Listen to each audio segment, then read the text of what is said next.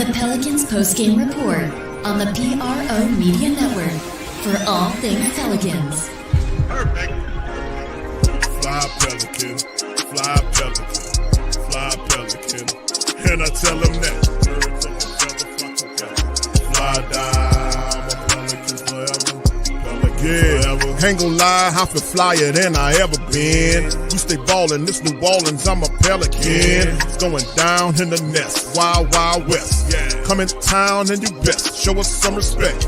3-point threat, I better make it rain. If it's something, don't jump stupid like your ankle sprain. Always said, never hate the player, hate the game. Jumper where the dame late, punch a train. Post game, Big Q, talking about business. Bird gang, YouTube, they ain't flocking with us. Lock up the division mission, get into the finals. Finish competition, then it's going win the title. I know this flyer than you can get. Such a threat that the refs just might call a tag. You could double, you could press, but you can't check. Right, left, slide by you like a Eurostep. Fly Pelican, fly Pelican, fly Pelican. And I tell them that birds of a feather flock together. Fly down, I'm a Pelican forever. Pelican forever. And never, and never, and never, and never, and never say birds of a feather flock together. Yeah, fly die, I'm a Pelican forever. Pelican forever. For all things Pelicans, you're now tuned into the Pelican post-game report. Shout out to the fam. Appreciate y'all for being in the live. Much love to the fam for showing up on day one. This is day 2, man. Much love to the fam, man. Hit the like button and the subscribe button. And in the chat, man, tell me how y'all feeling after you slept on it. Day 1 of the Pelicans draft. Let me know how you guys feel about it. I've seen some comments. Some of the family members are feeling pretty optimistic. Some are not. Some are in the middle. So big ups to you guys. Appreciate y'all for being in the stream. You got to excuse me. I am currently traveling, so y'all pardon the noise. And y'all let me know how I sound in the comment section, man, if we all ready. So big ups to the fam. Much love to everybody out there, man. DC will be popping in a little bit. Much love to you guys. Good to see you in the chat. Pelicans Nola, much love. Young City Ninth Ward. What's up? What's up, Daniel? Shout out to your fam. What's up, Steven? Shout out. He said, I love the aggression of Joe Dumars. Indeed. What's up, Jessica? Shout out to Jessica Thomas. How you doing, sir? Much love. He says, we took the risk. We making moves. You know, I got you on that. Better than nothing. That's right. Pelicans Nola says, Joe Dumars is doing his thing. Excellent draft, Q. What's up, Jaden? How you doing, sir? Appreciate y'all for being in the live, man. Couldn't be with y'all yesterday. You know, that's one of my favorite times of the season, of the offseason of the Pelicans year, man. It's the draft shows. I always love the draft shows. It's the potential and the possibility of what could be in terms of the Pelicans. What could they be? What could they do? Now, I know, listen, I didn't quite give my take on it yet. I will give it as day 2 is kind of starting. We'll see what the Pelicans do in day 2. If they kind of move around in the second round, make some moves, or we'll see. Now, the DeJounte Murray thing, we'll talk about that in just a moment. But my thought process on it is the draft, man, listen. Jeremiah Fears, young guy, 18-year-old, very young point guard, huge upside on this kid, 0 to 60 style point guard, can finish physically at the rim. Watch some of his games, was really impressed about his offensive game plan, his acumen, offensively speaking. Definitely nothing knocking there.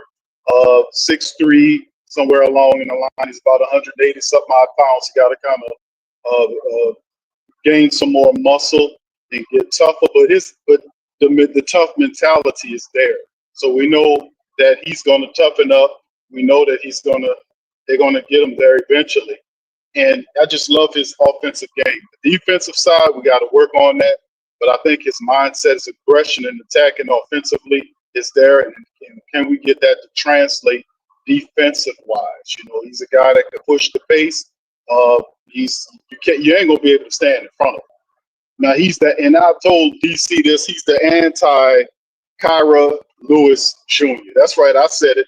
KLJ's the anti-version. This is what the Pelicans wanted Kyra Lewis to be, similar to this player.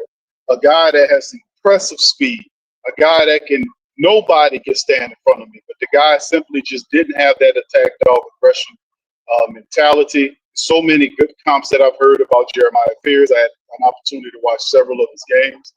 And coming into the draft time, I kind of looked at the fact that Pelicans was an area of need. A lot of people said, damn, Q, the point guard for real? Yes. You look at the team, we know that DeJounte Murray, after that injury, is not going to be as spry as he is. And, that was an issue. We know Jose Alvarado is good in increment. And so far as him being a reserve player, we know that to be something that's pretty good. So in essence, I just think at the end of the day, we are a team that is headed in the proper direction. Now, with that being said, can he be a guy that can be placed in the starting lineup? We'll discuss that and more on this episode. Let's see here, DC done joined the conversation. DC, how you doing, sir? I'm doing great, man. Trying to see who the hell we're going to pick. We already got too many players as it is. What are we going to turn this into? DC sound like you wrestling with a good problem, brother. So, I mean, we got a lot. That's a good problem to have, my friend. But, yeah, it's to finish up, DC. I was kind of talking to the family members about some of my thoughts on the draft, bro. And we was talking about Mr. Fears, man, which is no fear in this kid's heart, man. And just love how he plays. Like I said, there's some stuff to kind of work on with his game, but definitely a guy that's going to have an impact in the eyes of Joe Dumars and Troy Weaver. And then, of course, Derek Queen, man. Derek Queen, 6'10", big man with a good touch around the rim. I've seen him shoot three-pointers. I've seen his mid-range game. I've seen him play defense. I've seen him block shots at the rim. He still needs to be kind of tuned up a bit, and because the defensive stuff I didn't see all the time, but when motivated, when he was there, I seen him handle business there. Love his aggression insofar as him his offensive game and meet people at the rim defensively. This is the thing with Derek Queen, man, that I thought the Pelicans, man, made a very interesting move, which really shocked a lot of people. I seen Nick Wright almost blow his damn nose off for complaining about the fact that the Pelicans made the trade. Bro, I can't let you speedball past that, bro. I know, brother. It is impossible for Nick Wright to blow that nose off. I just want to say that. But, continue. Him and Willie Green are in the same club, brother. They got special instruments to get boogers out of that. So anyway, listen, bro, we don't want you to go there. But all I'm saying, man, at the bottom line is that the part about the trade that the Pelicans used to move 10 spots from 23 to 13 to get Queen out of Maryland was very interesting, because what we heard Joe Dumars talk about both these players, and he mentioned the trade, and he talked about the fact that he believes both of these players are impact players this year, and that's what he was talking about doing. That's what he wanted to do. He was very big. That's why he said he pulled off the trade. Now, listen, I'm not a fan or a supporter of giving up that pick without protections. I am definitely, I was looking at that, but this is something that Dumars and Weaver believe, that this team, adding Queen and adding the likes of Fears to what the Pelicans have added. They added Jordan Poole in the trade. They added Sadiq Bey. We'll see what he looks like through the injury.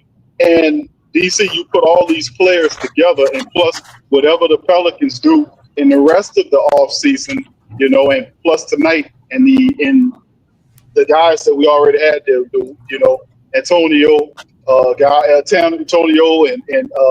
Hawkins and all these other guys. We'll see how they move around. But it's a good ass problem to have, to be honest with you. So indeed, Jessica mentioned it. Jaden talked about all the family members missing. They like the aggression and the pace that the Pelicans are moving with to improve this team. And this is something the Pelicans, they're trying to win right now. They're not trying to do no BS like Washington or any of the other team. Pelicans know that ain't no more all this other stuff about, hey, man, we building for the future. We're accumulating 1,000 first-round draft picks like the previous idiot did. We're not doing that. You got to win right now. We got guys in the thick of their contracts. We got to produce. We got to win. And this is the move that Joe Dumars is doing. So go ahead, DC. You go ahead and chime in as well.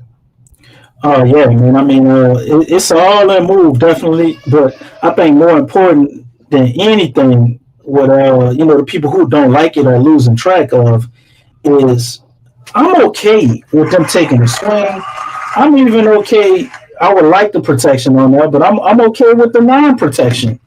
When you have a guy or a set of guys that you locked in on and you got a plan for them and you went and got your guys. If it's just something where, okay, they just thought this was talent and they went, got them because it's a good bargain or whatever, that'd be different, man. But the way they're talking, it's kind of like these were the 1 and 2 guys on their board, or, maybe not 1 and 2 because we got Cooper Flagg and Dylan Harper, and I don't know if they had Ace Bailey maybe above them. But let's say they're 4 and 5 on their board, right? And you got a chance to walk away with 2 guys, and you only anticipated on getting 1. And you kind of see them as a big deal. So I think it's leaps and bounds away from what we're used to. You know what I'm saying? What we've seen in the past, and I'm all for it. I think we couldn't have had a better draft, in my opinion. Yeah, man. I was sitting there watching the draft. I was traveling. I couldn't be on screen with you guys. You guys did a wonderful job yesterday. I couldn't be out there with you. My internet wasn't all that. It seemed to be better. You let me know if I'm fading, if my sound is wrong. But like I said, I'm still on the road traveling. But hey, man, what I seen, like what we see before, and think about it like this. Let me say this. Shout out to, I think it's the Bird Rights. They wrote a wonderful article about the history of the Pelicans with 2 first-round draft picks. And the first one we had, Hilton Armstrong. Y'all remember that trash? No disrespect to Hilton Armstrong. I'm talking about in terms of the picks. Those guys totally was non-effective. They didn't have any impact on the season. The draft when we had Hilton Armstrong, when we took him, the big, then the draft when we had AD, who was really good, but Rivers, who we took over, Murray, that was crazy. That was Dale Dempsey. That ended up crappy. So having a draft like Jeremiah, and I know it's still very young. It's only a day or 2 days, a day old actually, since we had these guys. We anointed them as Pelicans. But Queen and Fierce, these guys were guys that were listed inside consistently now as lottery guys. I mean, these guys were impact guys. If you watched them in college, man, I remember watching in the barbershop when I'm taking my children there. We go in there to get haircuts. I'm watching Derek Queens in the barbershop tell people and pumping his fist, shooting over people, blocking shots. I said, damn, when that guy makes it to the league, he's gonna be hell on wheels. Boy, little did I know that guy would be a New Orleans Pelican. That Fierce kid, I watched him play. He's so excitable, man. So, like I said, I like what the Pelicans doing. I can respect how they took that extra pick and moved 10 spots to get the guy that they wanted to get. So, listen, man, I ain't mad at that. On a lighter note, I didn't like the non-protections, DC, but I think anybody likes the non-protections, and I'll comment on that in a second. But we got 2 picks that then already came in, man. We got the start of the second round, as you guys can see here. We got up on the board. The Timberwolves drafted Rashard Flemings for the Phoenix Suns. This is a pick that was traded to them. This guy he's pretty good, man. Some people, say he has the potential to be like Brandon Clark, from Memphis with a jump shot. Or I've heard Monty Bates and some other stuff from, as you can see, I was looking at data ball up here. Nice site, man, with some breakdowns. But also the Celtics draft Noah Pender out of Lemans Sarah Basket. I don't know what the hell this is. Well, Phil is from St. Joseph, and he's from Lamas. Well, we in trouble when DC producing is pronouncing people's last names. But carry on. Man, it's the college. I ain't never heard of this shit. He must be. I think he's probably a French guy. Yeah, it's one of the French teams, man. I don't know no damn French. I thought yesterday that one of the famous names that DC kept. What was the guy from Duke? You kept pronouncing his name. Malawak, man. It's Malawak. No, not Malawak. What's the dude? Knipple. Okay. All right. Okay, go ahead, DC. Okay. So go ahead. Finish up about the second round. Why don't you be trying to con yourself out of the nipples, man? It's Knipple. All right, I'm not touching that. I ain't going nowhere near that. But go ahead. This Boston Celtics, they drafted this guy, Noah Pender, forward from Lamas, French international team. I don't know a lot about him. 6'8" guy, though. He plays in the forward spot. Appears to be a 3-and-D guy. We ain't work going into this. Ain't our pick, but I just wanted to report, the two picks that actually came in from the second round. They got Bob Myers up here talking, man, in the second round. He dropping all type of information, I guess, on the panel. But the pick is in for the Charlotte Hornets, so we're going to see that up shortly. Charlotte has two picks, as you guys can see. And then, we have Philly, Brooklyn, Detroit, and Washington coming after Toronto and San Antonio. So, not long, family. We'll see who else is a part of the Pelicans family and what bold move they decide to make next. I wonder if it would be too much for them to go. You think they would take another big? I can't think of anything else for us to get another power forward. Like I don't know what else they would do. I'm thinking another 4. It's kind of crazy to have 3 young centers, though, bro. We still would have to get a vet in there somewhere. Technically 4, because Carlo's kind of a center too. But it just shows we probably, if they do that, then we're gonna play a lot of these double big lineups, man, with our bench, which I think is a good thing, especially in the West, man. The Western got a lot bigger, so. You looking at the Phoenix Suns, who went and got Mark Williams and Malawak, man, they're huge. You know what I'm saying? So, I'm not really impressed with Phoenix. I'm not impressed with them either, but I'm just saying the ideology of the teams in the West, man. A lot of teams are getting bigger. I think a lot of that. The guy, don't they? Well, everybody's anticipating on Wemby. You know what I'm saying? The fallout of that and dealing with Wemby. So you're seeing a lot of teams. It would probably benefit you to go to a double big lineup if he didn't grew 2 more inches. Q. Now they're saying he's 7'6". He down there at the Buddhist monk temple, man. I don't know what the hell going on with him. If he about to go to another level, he just gonna be, kind of be what he was last year, which is still pretty damn good. But he is over there at San Antonio. They do pretty well with player development. You got Pop up in the front office, so you still have him being able to sprinkle some magic on stuff. And you got the champs in OKC Thunder, in the West, man, and they're not a small team either. So right. You gotta be versatile, man. If you're looking at the 2 teams that won the championship, the blueprint as of now, man, is you gotta have as many forwards, bigs as possible. You gotta be a well-rounded team. You don't have to be, everybody ain't gotta be 7 feet tall, and but you can't be a team that don't have no 7-footers. And as of now, technically, we do, with shoes on. Our guys are 7 feet, but we don't have nobody who's a legit 7-footer. So whether we get a vet or whether we that's where we pull off in the draft. But what is this damn show? Yeah, I would think about maybe being a 4 or 5, but I wouldn't be surprised if it was another guard or some sort of developmental prospect there. But I can't disagree. You got Ryan Nembhard, who's in the second round queue. I think that's the other brother, Nembhard's brother or cousin, if I'm not mistaken. Yeah. They Yeah, compare I him got you. to Tyrus Jones, and T.J. McConnell is his ceiling, which I don't know what that would do for her. Right. So I mean, yeah, it could. We will see exactly what it is momentarily, man. But very I like interesting spot, man. I like what they're doing. I like Maxi Renault, man.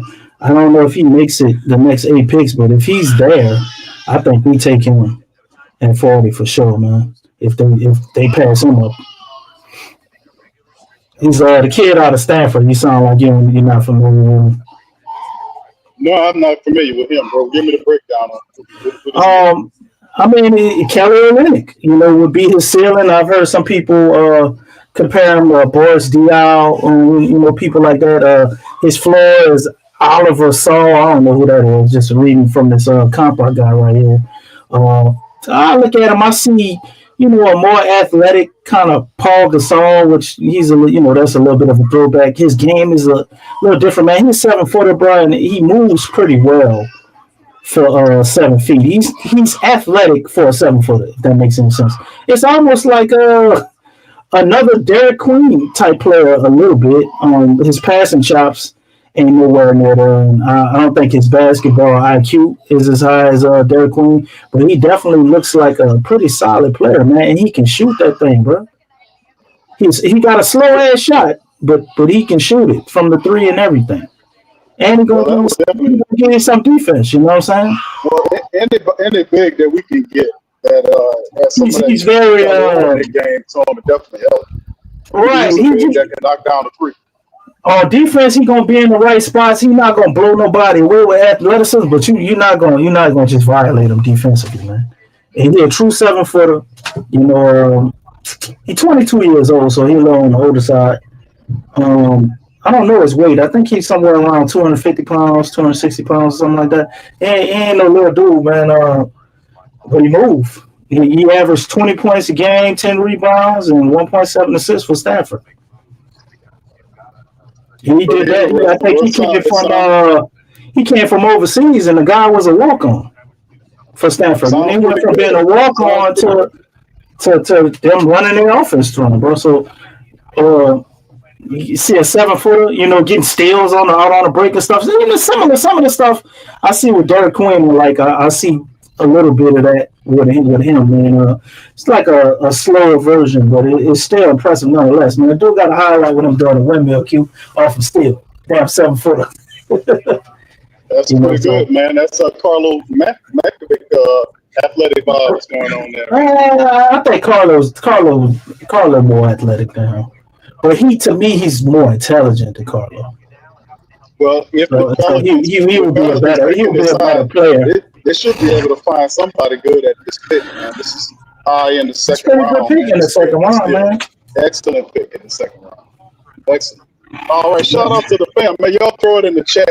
Do you agree with DC, man? What do you guys think the Pelicans need at that 40th selection, man? What do y'all guys think it should be? Should it be 4 or 5 or 1? What do you guys think? Put it in the chat. Also, let us know a name. Let us know maybe one we're missing out on that could really be a beneficial party for the Pelicans. Let us know. Put it in the chat. Shout out to Jessica. Shout out to TS. Brother Don. KB Free. How you doing, sir? Much love. Kai the Great. What's up, Kai? Shout out to you. What's up, Brother Rob? Shout out to Rob Jabari. How you doing, sir? What's up, Stacy? Big ups to you, fam. Appreciate y'all spending some time with us on PPR. What's up, Michael? Shout out to you as well. Maul's in this thing. Appreciate you, sir. Much love to everybody. Y'all do me a service. Hit that like button, man. Hit the like button and the bell, man. And the share button, man. Let them know PPR is in the building. Who that daddy? Shout out to you, fam. Appreciate you. YBNG Don, you dig. Shout out to you, brother. Good to see you as well. And much love to all of the flock. All right, Chance Lanier is the best in the SEC. All right, we got two picks that came through. I don't know why it moved so slow, man. I miss Zion James. He went to Charlotte, man. Okay. They stock up on another guard. They drafted Kniffel, and now they get another guard. And then they also drafted Ryan Caliburner. Caliburner? I don't know. Another center from Creighton. Full screen. I got it up here. No, full screen. Full screen. It's the The box, the full box. Sharing. The full screen box. What you mean? The full screen box. There's a box at the bottom of the screen that you can make Oh, okay. My bad. I didn't know. There you go. There you go. I'm sorry. Yeah, so we got Ryan up here, a 4-star recruit, man, a center. You know, so he's a 4-time Big East Defender of the Year. It's okay. So Charlotte is basically trying to restock their center position after they traded Mike Williams. And I wonder who. I'm not gonna go look at their roster, man. They were such in a hurry to get rid of Mike Williams. Who the hell was supposed to be taking over that spot? It's almost as if they know they have another center. They gotta know they have another center in house, man.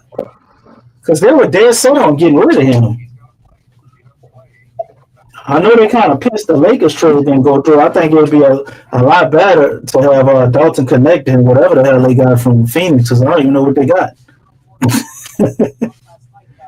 I know they ain't getting no draft picks. Well, it's Booker, and of course they had Green. With the Phoenix thing, they had Green out there along with Dylan Brooks. Go along with Booker. Okay, Stacey saying Charlotte killed it.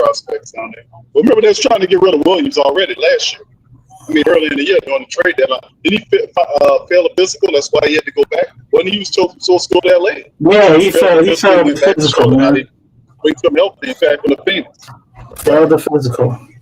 Let me look up my man.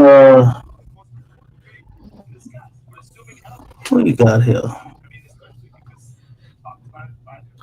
YBG Don. He was Grant Nelson. Let me look up Grant Nelson, man. From Alabama. I heard of Grant Nelson. Oh, okay. Charlotte got they got Nurkic and Musala. So they got basically their 2 bigs. Let me check out Grant Nelson, man. YGB Don. Keep talking about him.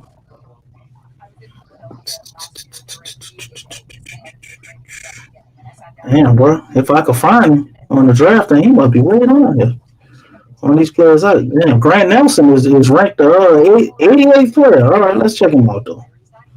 Let's check out Grant Nelson. Got him here. They got him ranked 88 on the site. I'm checking out. Versatile 4'5" with fluid mobility, ball handling, and flashes, and open court scoring ability, who projects to be a toolsy play finisher, weak side rim protector if shot and strength improve. I ain't mad at you, BG Don, but I don't know, man. I want more of a little guy that they got a little traditional center to him. He could be a stretch, but I'm really looking for somebody who could be anchored in the defense. Well, let's say Messi gets hurt or something. We got another center that can kind of be a rim protector or at least a rim deterrent. Serviceable in that area. I ain't lie. I'm just reading the analysis on this guy. I ain't seen the tape on him. But I don't know from what I'm hearing. Then another 6'11" guy, which, still kind of 7 foot once he put shoes on. But they say swing skill, the shooting consistency. So I know you don't have a great 3-point shot. Obviously, got to have something wrong if he's still in the second round. Pick and pop value, functional strength, proven lower body core will help him hold his position and survive amongst the bigs. His ceiling, though, is Trey Lyles. Okay. Floor spacing big with ball skills and role adaptability. I think we could do a lot worse. So I wouldn't totally hate the pick. Let's see who we got here. Another pick that came through.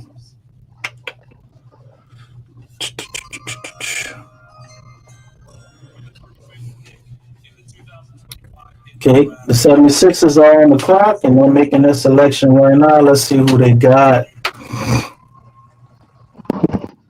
Johnny Broom. There you go. Okay, the 76ers got Johnny Broom. Broom. So Broom off the board. Broom is off the board, man. He done swept on up out of here. What's up, DJ? Shout out to DJ, man. State of the Bells. What's up, DJ?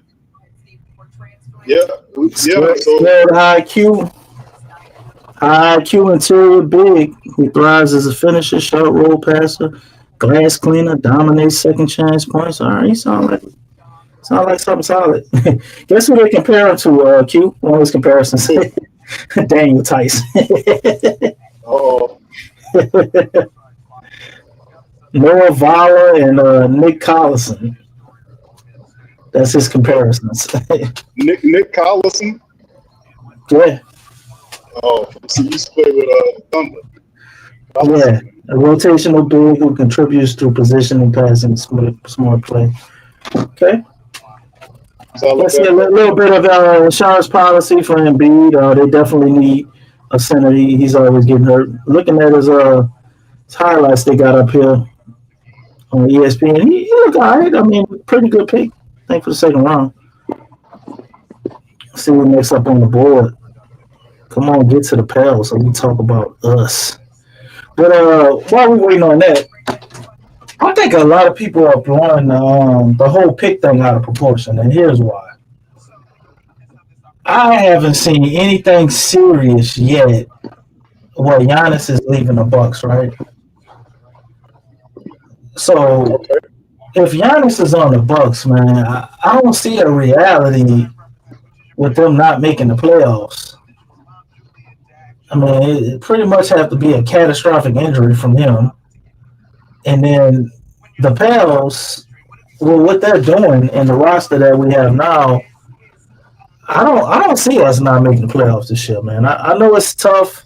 We can pull up the stats on the West. Everybody's gonna say, we the 11th team or the 10th team in the West, but we're not that far removed from, we kind of had a healthy squad, 49 wins. Not hanging my head on that because we didn't really do shit that season. But I'm just saying that to say if Zion is healthy, especially with this team, Zion can get hurt with this team we have now, and I still think we can make some noise to get there. Once we get there, we won't be worth anything. But we have so much depth. I don't think the Pels pick is going to be high, or the Bucks pick is going to be high.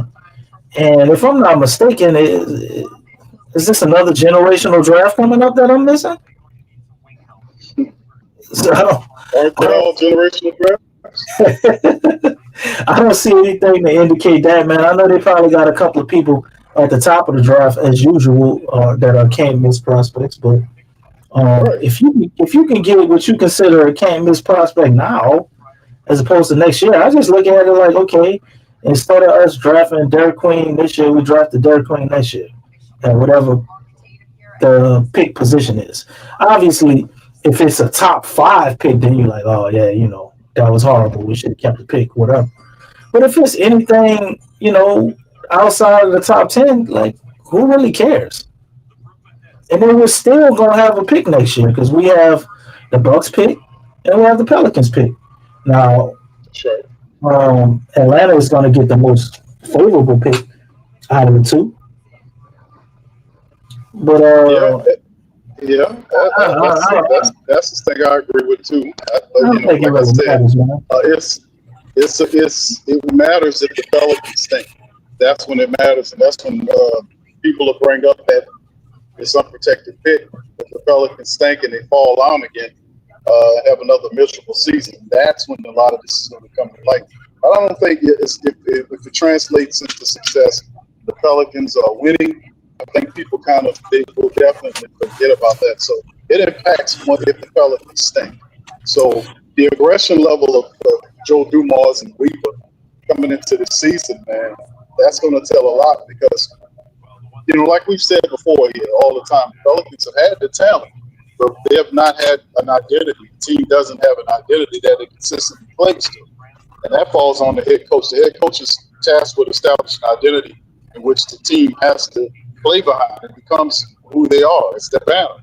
And the Pelicans don't have that. And, so they would have to establish that. So whatever Willie Green having these discussions with Troy Weaver and Joe Dumars, him telling them we need more aggression, and Willie shies and runs away from anything aggressive.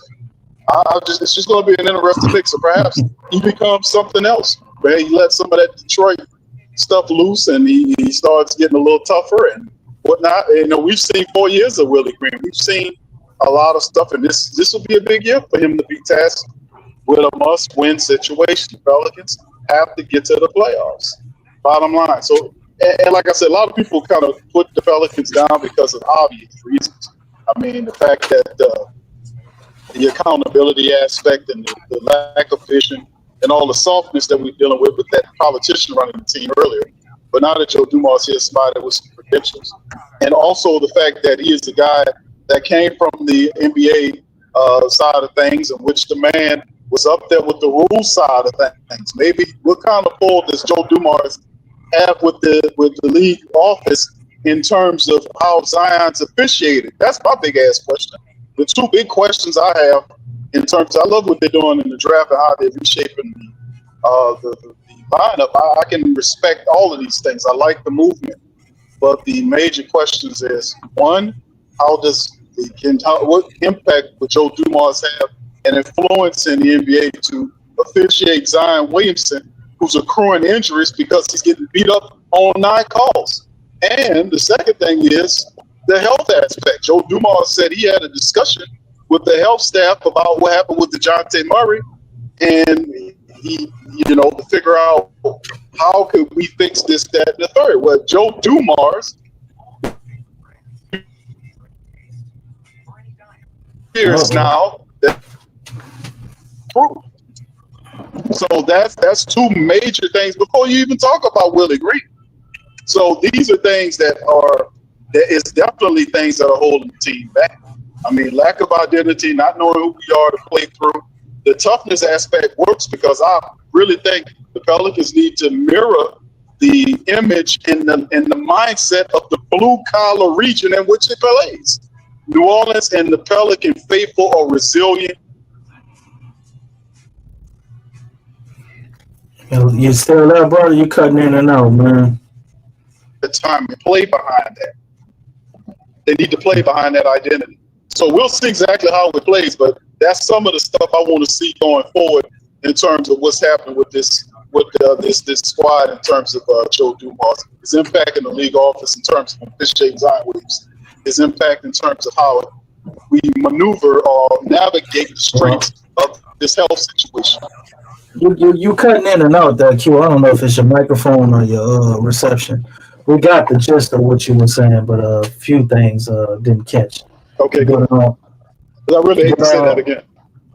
Yeah, we got it, man. I mean, you dropped the whole sermon right there. But I think one of the big things, too, I don't know how much you can depend on rookies for this, but in the future, I noticed that we drafted 2 guys that are really good at getting to the line, man.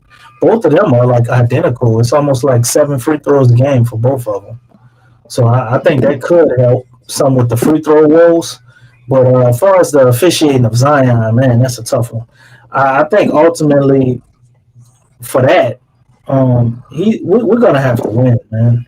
If we win at a high level consistently, more than the season here and the season there, I think the tide will change on him. But I think it's going to be another tough year for us that. But with the versatility that we have and just how many guys we have, I think it would be smart to, kind of lessen his minutes early on during the season, similar to what they did. Not actually a minute restriction. If it's a game and you need him to play, man, let the man play.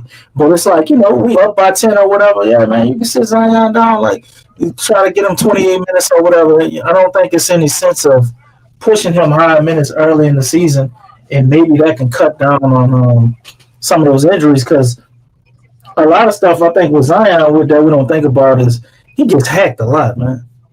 And I think at times that probably, builds up a toll on him as well, as far as his injuries. But I see you, Pelicans, Noel. I'm up on it, man. Got some picks again. We up here talking. Therio from Arkansas, he goes to it's the Clippers or the Lakers. So this pick was traded from Brooklyn. It's got to be LA. because they always had deals going together. Pretty good defender. I heard this dude one of the best defenders in the draft. And let's see the next pick we had. I think I mixed as well. Shaz Lanier, as well as Cam Jones from Marquette. So Shaz Lanier from Tennessee, from Toronto via Dallas. So I guess this must actually be Detroit's pick.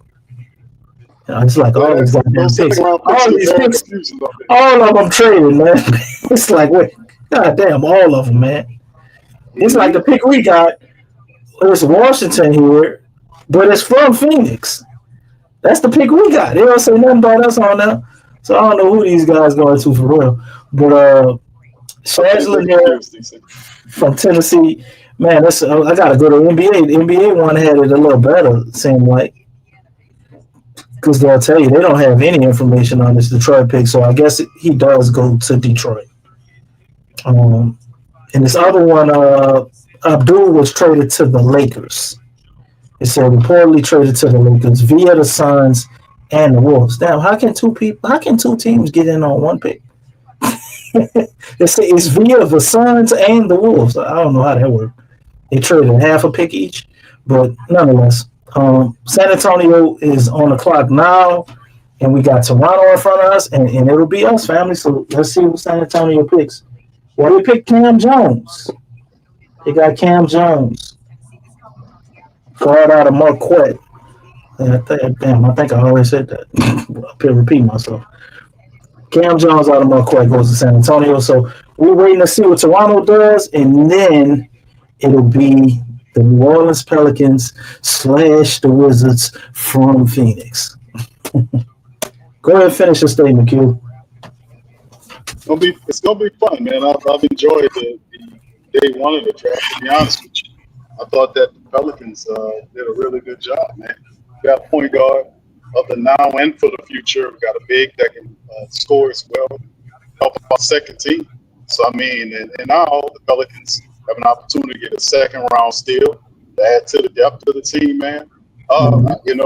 It's a pretty positive thing, man, going on with the team from a talent perspective and requirement. We had all this together, DC, with Jordan Poole and the Sadiq Bey. This is shaping up to be a very lively offseason for the Pelicans, man. We were waiting to see what Weaver and Dumars was going to do with the Pelicans and reshaping with how they play, well, in terms of the look of the team. And I have to be honest, a lot of people kind of surprised by the Jordan Poole pickup, but in the end, I thought it was a pretty solid move. Yeah, Jordan Poole is one I think kind of goes under the radar a little bit, man, for people not paying attention, because Jordan Poole went to Washington, their first year, and just didn't play very well, in my opinion.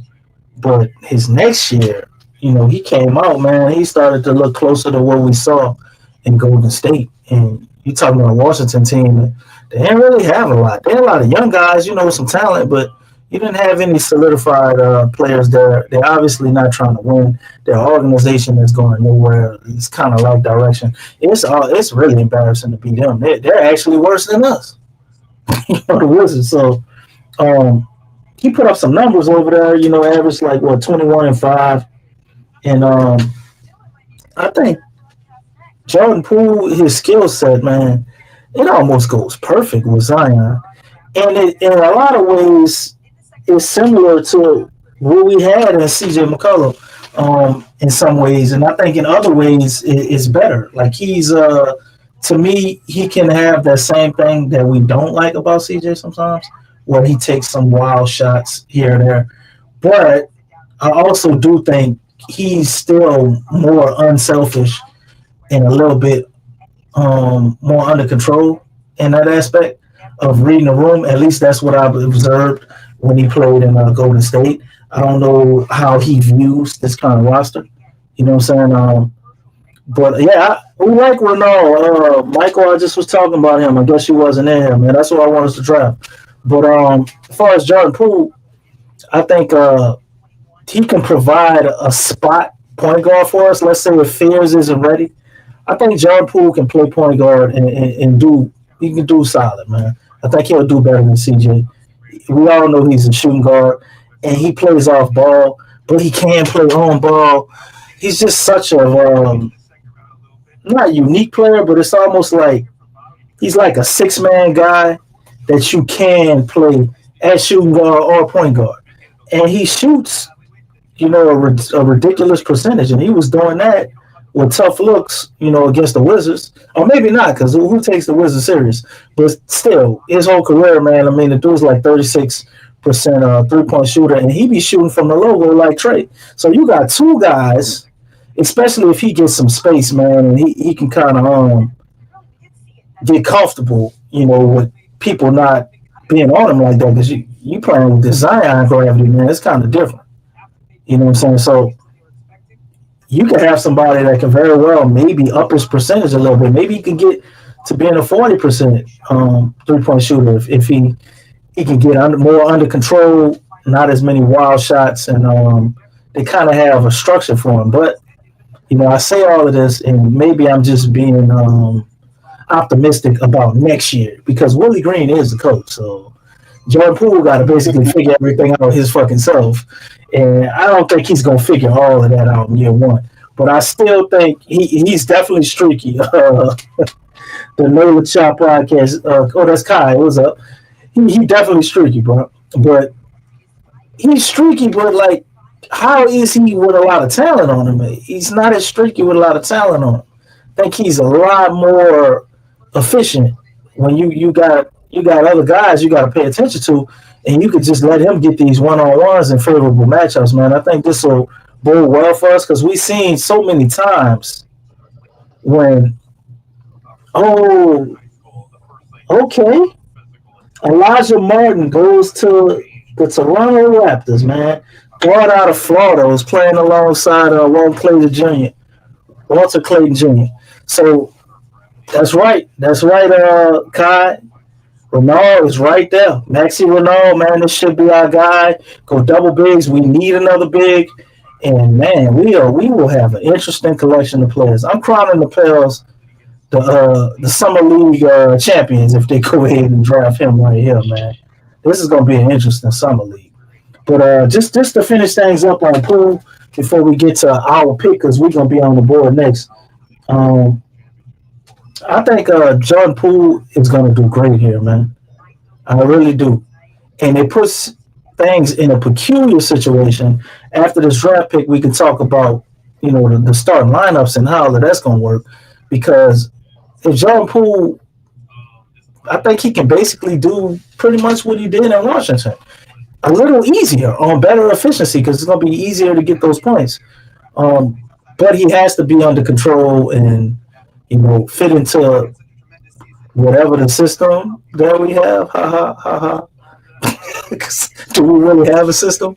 So they gotta figure that out. But right, he definitely presents a tough matchup on this team, man.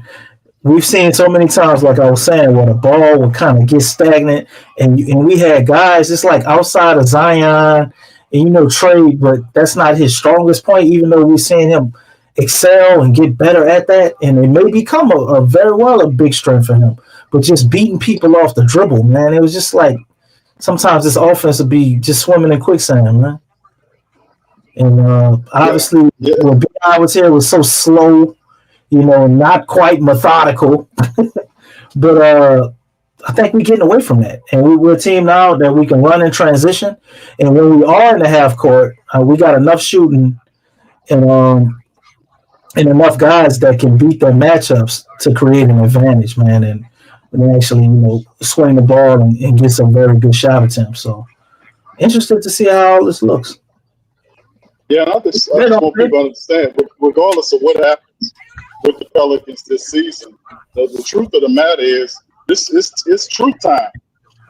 Most of all of the people that needed to go have gone, and it's been a movement. The only thing that's left standing is who.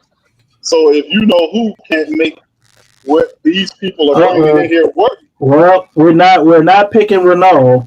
I'm looking at it right now on ESPN. It's saying we're proposed a trade, which I get that. I get that. Okay, what's the trade?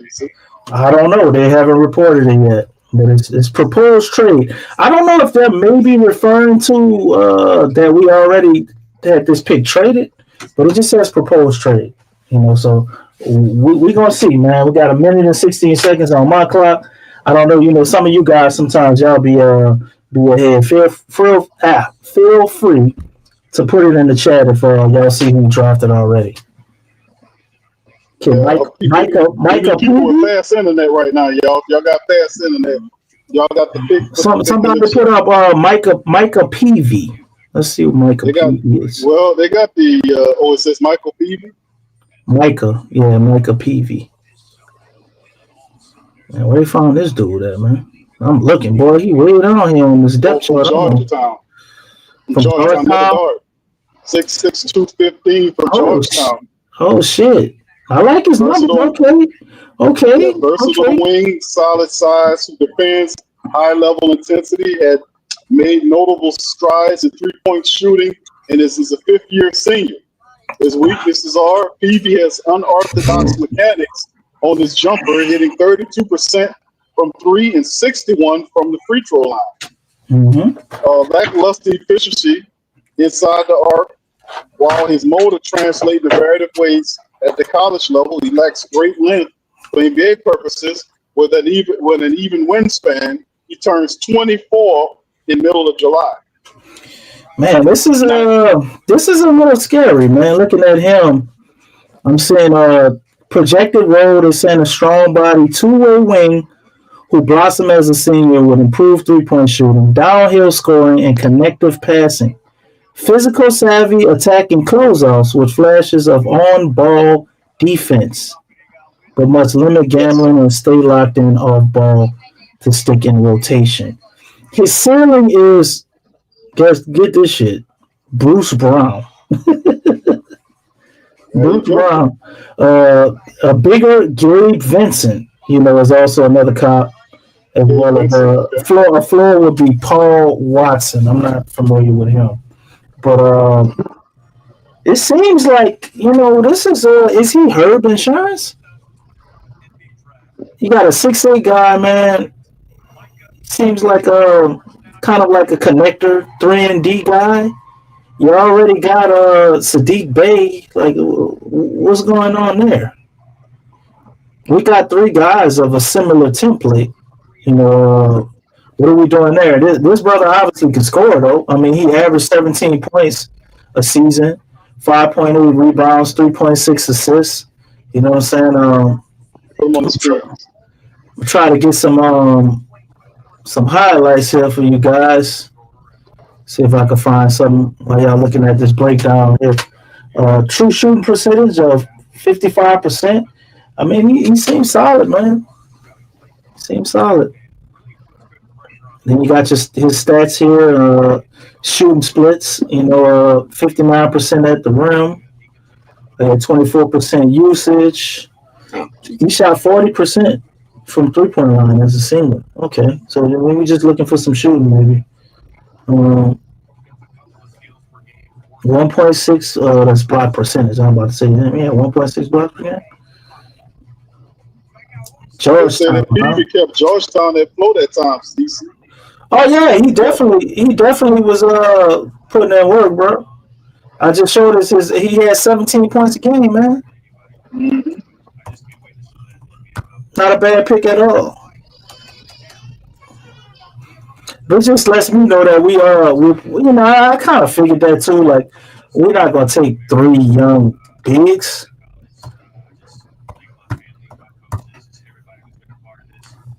Well, I mean, like we said, we talked about it. They still can go and bridge so they can find a better big to kind of help the young guys out. I mean, we got 12 million. You know what I'm saying? So we're gonna have to sit up here and look at what's out there. And they might. You think they're gonna get one before we go into training camp? Possibly. Maybe we have to identify some of the ones that's out there, but see which ones work best with what they got going on. But like I said, they're in a good position, man. I mean, adding talent, these young talented players, developmental players. Like, I don't expect Mr. Peavy to be impact player on the Pelicans this year. No. I see him more as a developmental player, if anything. Maxi Ronaldo is still out there, man. As Golden State is on the clock, so I guess this is a pick they either got from Phoenix or they gave that pick to Phoenix. But here's the highlights of Michael Peavy, man. Check the brother out here.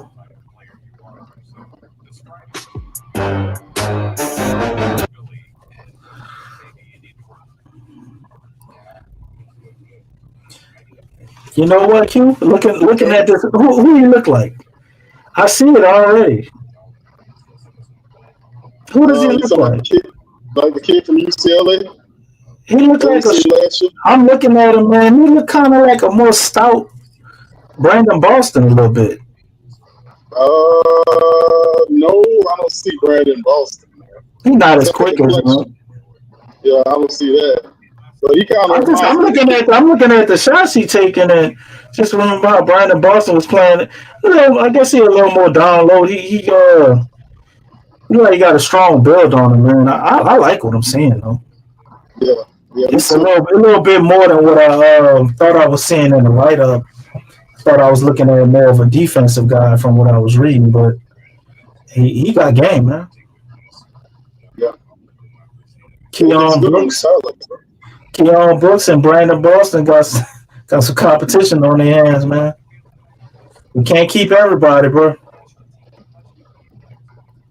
You got a nice selection of 3-point shooting, mid-range. He got a little floater, a nice little face-up game. Okay, a little side step 3. Okay. Man. Yeah, Peavy looks good, man. Yeah, I like Peavy. Okay. Show me some defensive highlights, though. Okay, nice footwork.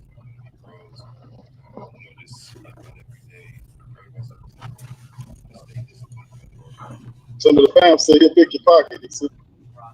Right, that's what I was reading. There you go. I was reading the write-up on him, and he sound like a guy was scoring upside, yeah, but a defensive guy. Like they was talking a little bit about that. And then I'm looking at his size and his measurables. He's solid, man. He got a grown man. He got a 6'8".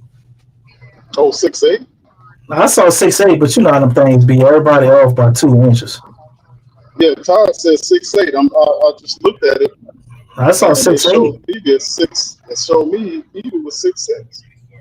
That look right though. He don't look 6'8" looking at him. 6'6", 215. This was ESPN has. Yeah, he big, man.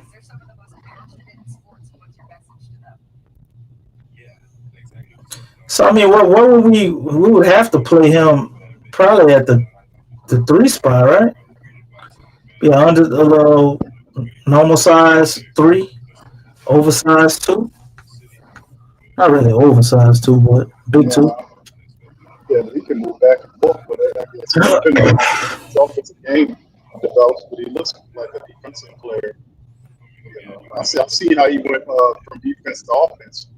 Right, but he looked like a natural part of his game.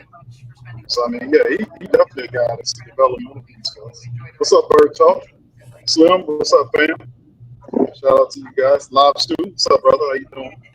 All right, y'all hit the like button for us. Yes, this is 2.0. We in the building. Day 2, Pelicans pick up guard Michael Peavy. Micah Peavy. Mika. Is it Micah or Mika? Mika Peavy. It depends on how they pronounce it. It's Micah or Mika. And Kobe Bria. Kobe Bree. Bria, yeah. Yeah, Bria goes to Golden State. Golden State, huh? Yes. Yeah, they pick up. They get themselves another. They get them a 6'6" guard too. Yeah. So Michael Peavy probably was definitely going to them. And it was a run on guards, man. You had Chaz, Cam, Elijah, Micah, and Kobe, all guards. Yeah. What are we doing with all these damn guards? They're gonna compete for a spot. It's about to get real competitive. Man, I guess nobody's guaranteed. Huh? The people we traded for could still get shipped out of here. So a lot of guards, man. Then you still got you got Jordan Hawkins, you got Antonio Reeves, you got Brandon Boston, you got I guess Keon Brooks is a small forward. Alfred Payton, Jose Alvarado, Jamiah Fierce, DeJounte Murray. I still feel like I'm missing somebody. Jordan Poole. You said Jose? Yeah. We got like 10 guards, man. A lot of guards, bro. 10 guards, man. A lot of wings and guards, bro. This is interesting. It's going to be interesting. Yeah, it should. Let me ask you this, man. I want y'all to chime in the chat, man. All the Pelican faithful. Number one, shout out to you guys. Appreciate y'all being in the stream. Got almost 200 people in here. Y'all do me a service. Number one, hit the like button and share. Let me ask you guys this question.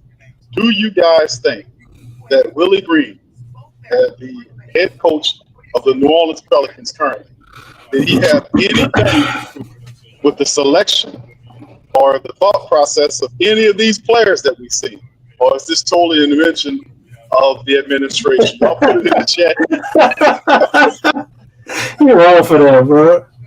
I'm just asking DC. Remember, this is on our record because remember this happened with Stan Van Gundy. Remember Stan Van Gundy got to the podium and told on his own self. He said when they asked him about Kyrie Lewis Jr., he said to him, "I let them make that selection," and he started having PTSD going back to when he was a DB. And it's funny how they come full circle though, because now we have Jamiah Fierce, and to me, Jamiah Fierce is everything that we wanted Kyrie Lewis Jr. to be already. He's already where we were trying to get Kyrie to be. Ain't that crazy? I know, that's what I say. He's the anti-KLJ. So I mean that works at so many levels, man. Well, and that was a pick that set us back too, man. I don't even much want to go back there. But look at the comments. Bird Talk says no. Darwin, what's up, Darwin? Says no. What's up, Jarrell? Says no. Stacy says yes. I think Willie is involved. Young City says nope. Black Preach Man, how you doing, sir? Said this is all Joe. Lou says Hawkins will be gone. LB Don says hell no. They got him sitting just how he was sitting in the Saints room, way in the back in the corner. All right, Wallace. What's up, bro? Wallace says, hell no. All right. So 392 Slim says, Joe drafting all dogs. Thank you, bro. Appreciate that comment. All right. Joe said he going to get his predecessor. Brother Don says, no way. Slim says, no. Tied with the fact that this is definitely Joe putting his imprint on the team. And Lou says no. So thank y'all for that, man. Just wanted to get that on record because we dealt with this before, and I think Willie Green is involved, but this is definitely to me a Joe Dumars along with a Troy Weaver production. Willie Green sweeping the floor. So that's all I got to say on that. And listen, like people are kind of. I heard Lex and others about Willie Green and this, and he is ultimately the one that will, have a major impact on winning on the floor as a head coach does, right? But this team and the players that they're getting, the new administration first time stepping in there, all those other guys that supported Willie going outside of Gale, pressure's on Willie in a way that he hadn't seen because other guys were top on him.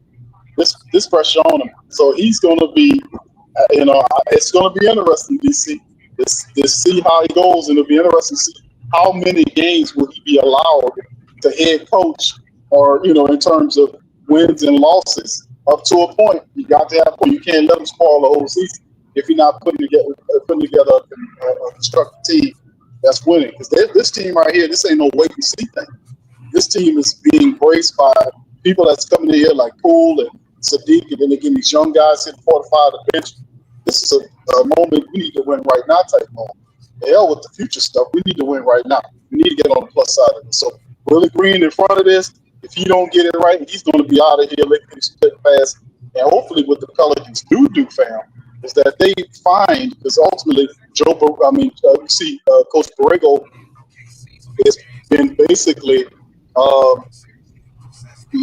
just been every year it seems he's doing the Trajan Langdon dance. Y'all remember when Trajan Langdon every year he was looking to get the hell out of Dodge?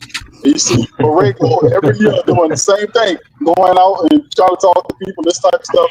Hopefully Joe Dumars do slip in a coach, bring in a coach who has some type of credential resume, that if Willie Green falls down, that this guy could step in and take over and keep it going. That appeases the request by Gail to want to hold on for Willie a year with that 1 year on the contract. He got to interview with the Pistons, not the Pistons, the Knicks. We don't know how that went. Don't sound like he got hired, or maybe they didn't have an interview yet.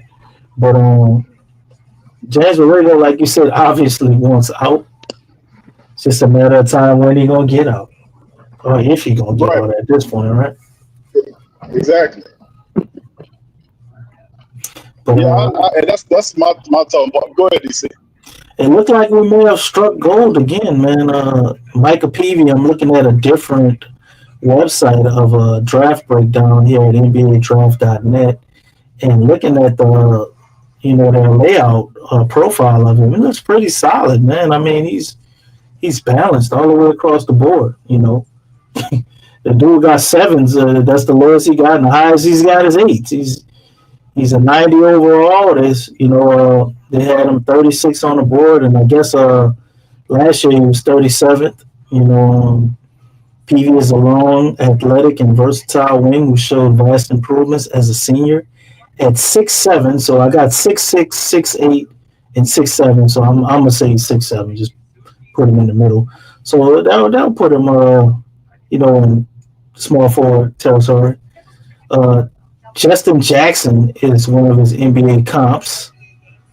So at 6'7", with a long, solid frame, broad shoulders, quick twitch, athleticism, he brings NBA-ready physical tools and defensive versatility. Averaged 17.2 points, 5.8 rebounds, 3.6 assists, and 2.3 steals per game on 48% shooting from the field. That's not bad. And 2024-25 while playing 37 minutes per contest for Georgia. Took a major leap as a perimeter shooter, hitting 40% of his threes on 4.1 attempts per game.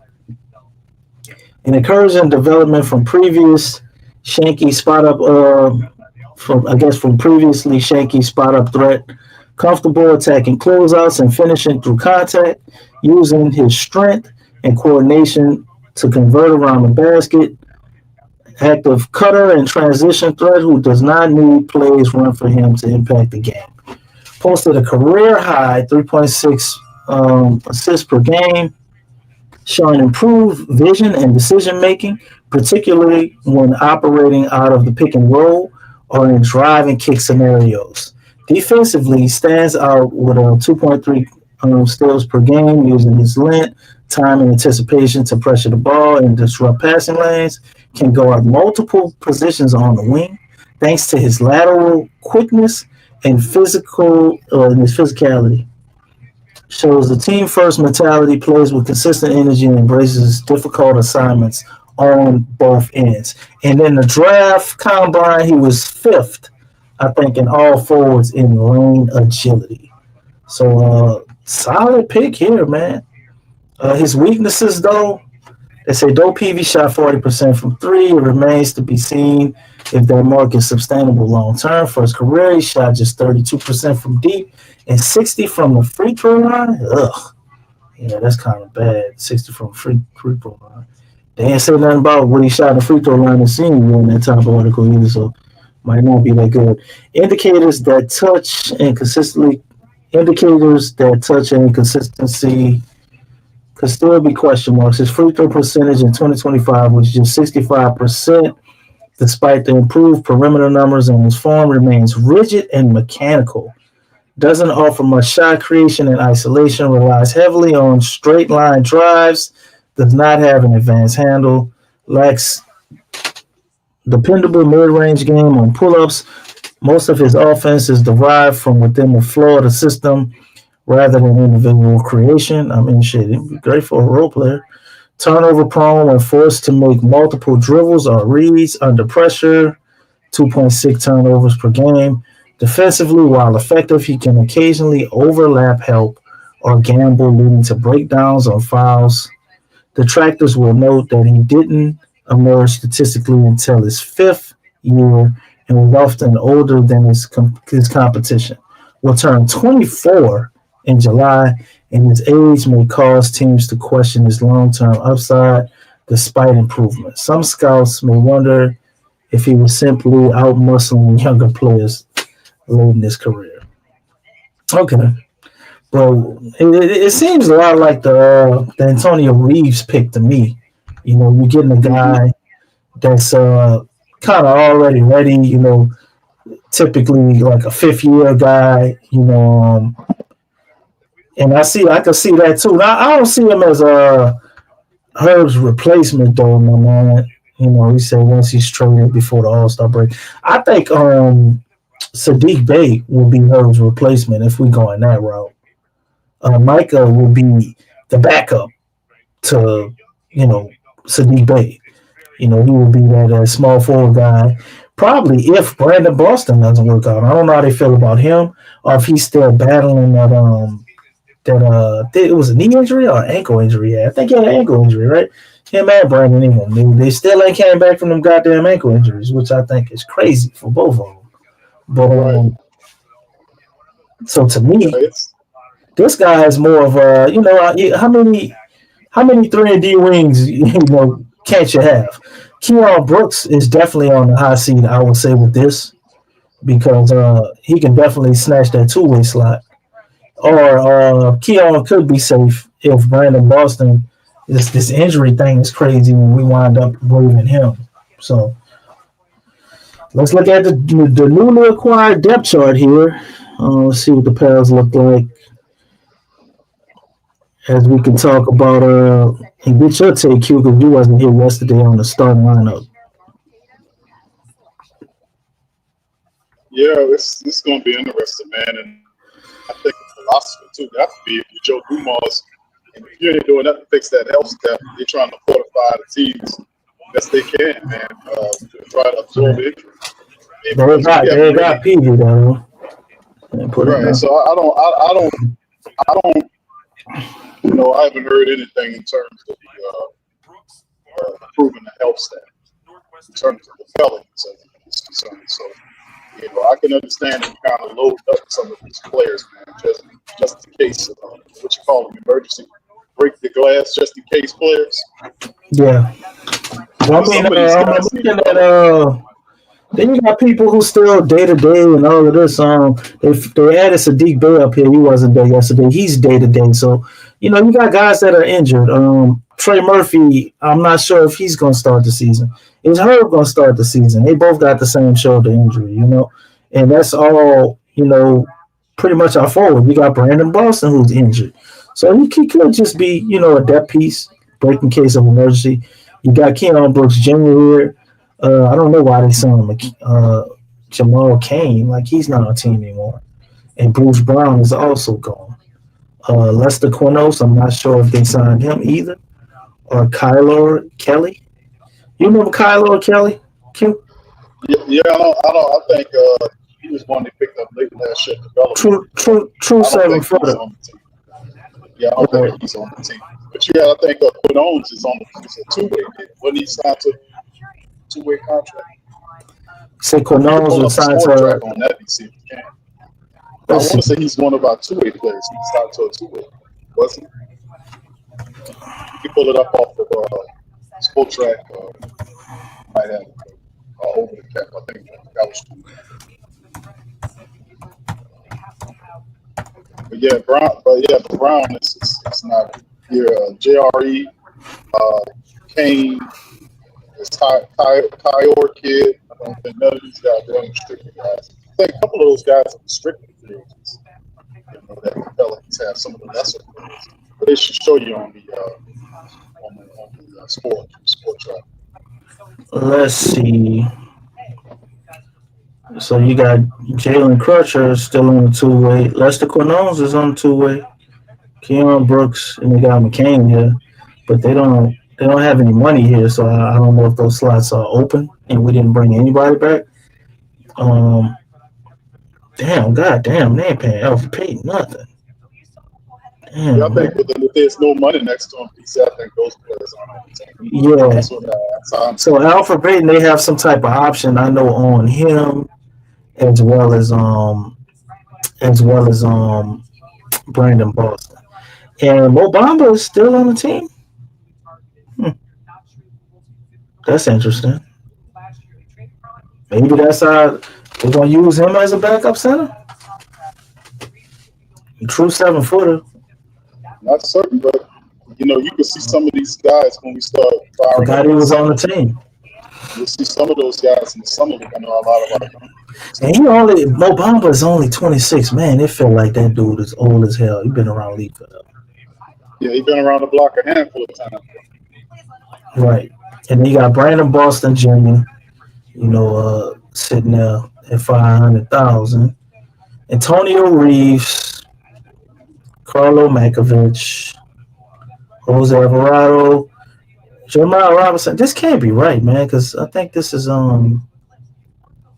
let's see, can we go to the new league year started already? Yeah. Well, here we go. This is it. Let's start back at the bottom. See, so you got Jeremiah Fears here, and I guess they would have to adjust that for Derek Queen. Gary Clark is on the team still. Why are they showing Bruce Brown Jr.? He's not okay. He's free agent, but he still got the cap hit, I guess, until he's officially moved. Derek Queen, $5 million. Why is Willie Herman Gomez still here? Tony Snell. They're showing you money. This still cap hold, so I guess they still owe these guys. Yes. That's crazy. Yeah, I think some of that's still on them. Some of those. So the only two-way guy we actively have is Lester Quinones, which is an excellent shooter. So I ain't mad at that. I like Quinones. He showed me right. he could play. So Alfred Payton and Brandon Boston, they got them in the red, so I guess they can cut them at any times. Alfred Payton, they gave him $3 million instead of that $51,000 we was looking at on up there. And yeah, Brandon Boston got $2.3 million. You got Yeast, Jose, Jordan Hawkins. Yeah, Jordan Hawkins is due for $7 million next year too. I was looking at that. I was like, God damn. They might trade Hawk, man. I don't know if you can justify paying him $7 million. You got Herb here. Herb's cap hit is what, 14 million this year. DeJounte Sadiq Bey only making 6. Jordan Poole 31. That window, DC, we talk about windows all the time. Windows, Pelicans don't have. We still got space though, man. We got $18 million to the first apron, so we can actually let's see, free agent centers. We may actually be able to pull off free agent signing, or maybe just get a solid center. See who's available. Like who? Well, I'm looking to see who's available. I'm trying to see what centers are available right now. Who y'all put in the chat, fam? Help us out. If there's a center, I know a lot of families are saying that, hey, man, we need to bet big. Brooke Lopez. Who in see y'all guys like? Brooke Lopez is an unrestricted free agent. You got Clint Capella, who's an unrestricted free agent. You have Miles Turner, who's also an unrestricted free agent, but you got to expect him to go back to Indiana, right? Nas Reed is negotiating the contract. Oh, you would think. I don't know. Somebody might go through. You have a player option. He's got a player option. Mortez Wagner, that would have been a nice choice, but he looks like he's on the team option with Orlando. Al Horford is going to be on the market for $39. Kevin Looney. I wouldn't hate it, but it's like, damn, man, we need some size. Davon Looney and Walsh, bro. Yeah, you got I mean, we just need a veteran center, man. He ain't gonna be starting. You want somebody that can move, that got some size. Andre Drummond, like, I don't know about him. Tyrese Gibson, Mason Plumlee, DeAndre Jordan, Tristan Thompson. Hang it up, Tristan. So then you get to the names I do not know or care about. Thomas Bryant, no. Tristan Jackson Hayes, y'all for bringing Jackson Hayes back? No. Jalen Williams, Jericho Sims. I guess the Liddell kid would probably be the best option from these names I'm looking at. They just let him go from the Rockets. He was solid. Liddell from the Rockets. Paul Reed, I like him, but still, undersized. Bismack Biyombo still collecting checks out here. Yeah, man, we probably have to get a center in a trade, unless we're gonna try to go after. I don't think it wouldn't be bad to sign Clint Capella. I think for a year or two.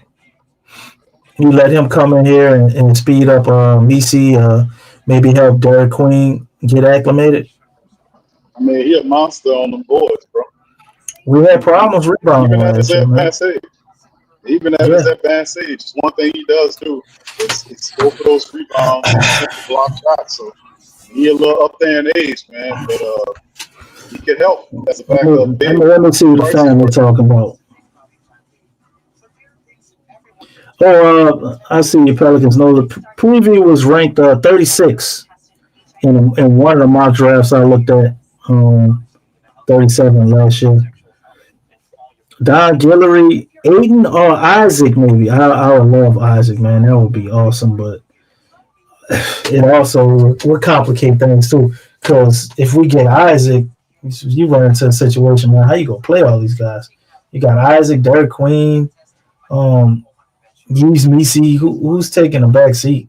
I mean, whatever vet you get, a small ball lineup though.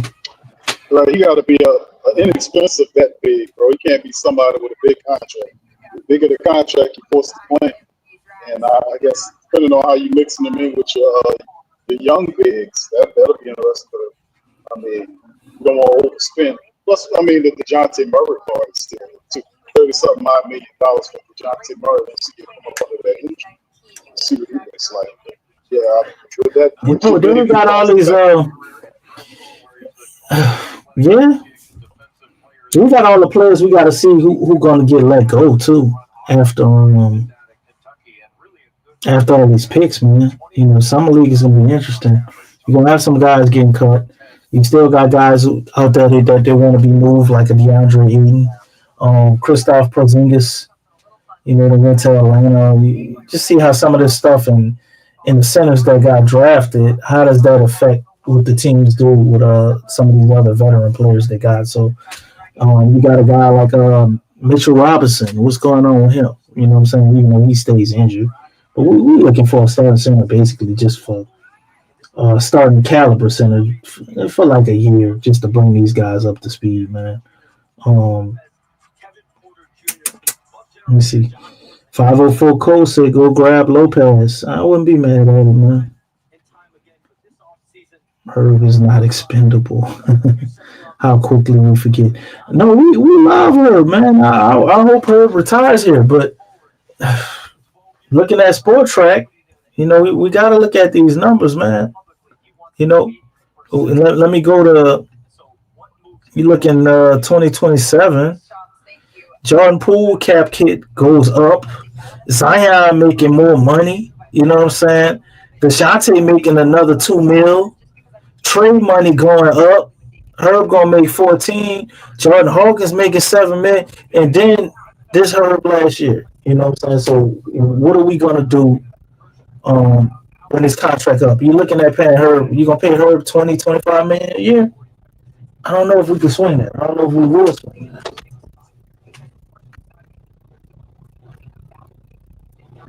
The answer is no, we're not gonna pay her 20-something million. It's not gonna happen.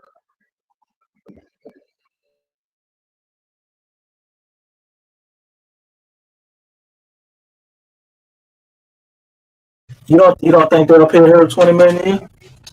No, We're gonna still I have don't think so. our rookies under contract. DeJounte, I don't know, man. Since we got Jamal Ferris, how long do we keep DeJounte? Does he finish his That's the contract here? Because he's got 3 well. years left. That's what I was saying. I mean, I know Joe Dumars said he talked to him about smoothing things I over. think he can actually play. Gotta say on the timeline. I think he could play with Fierce and Jordan Poole, like his game. I think because Poole is definitely an outside shooter. Fierce, I think, is gonna be able to get that ability, man. I mean, he had 85, 86% free throw shooter. I think Fierce is gonna be able to shoot, man. A lot of people talking about him shooting, like they don't realize he's a 38% catch and shoot guy. You know what I'm saying? His pull up is what he got to work on. I think you give him a couple of years, you're gonna see that improve. But it's almost like the writing's on the wall, though, right, Q? Because if we're not trade, this will be the indication. If they're not moving Jose, which I'm not advocating for any of these moves for them to move him, but if they're not moving Jose, you're not cutting Alfred Payton, which I don't know how much he mattered in the grand scheme of things.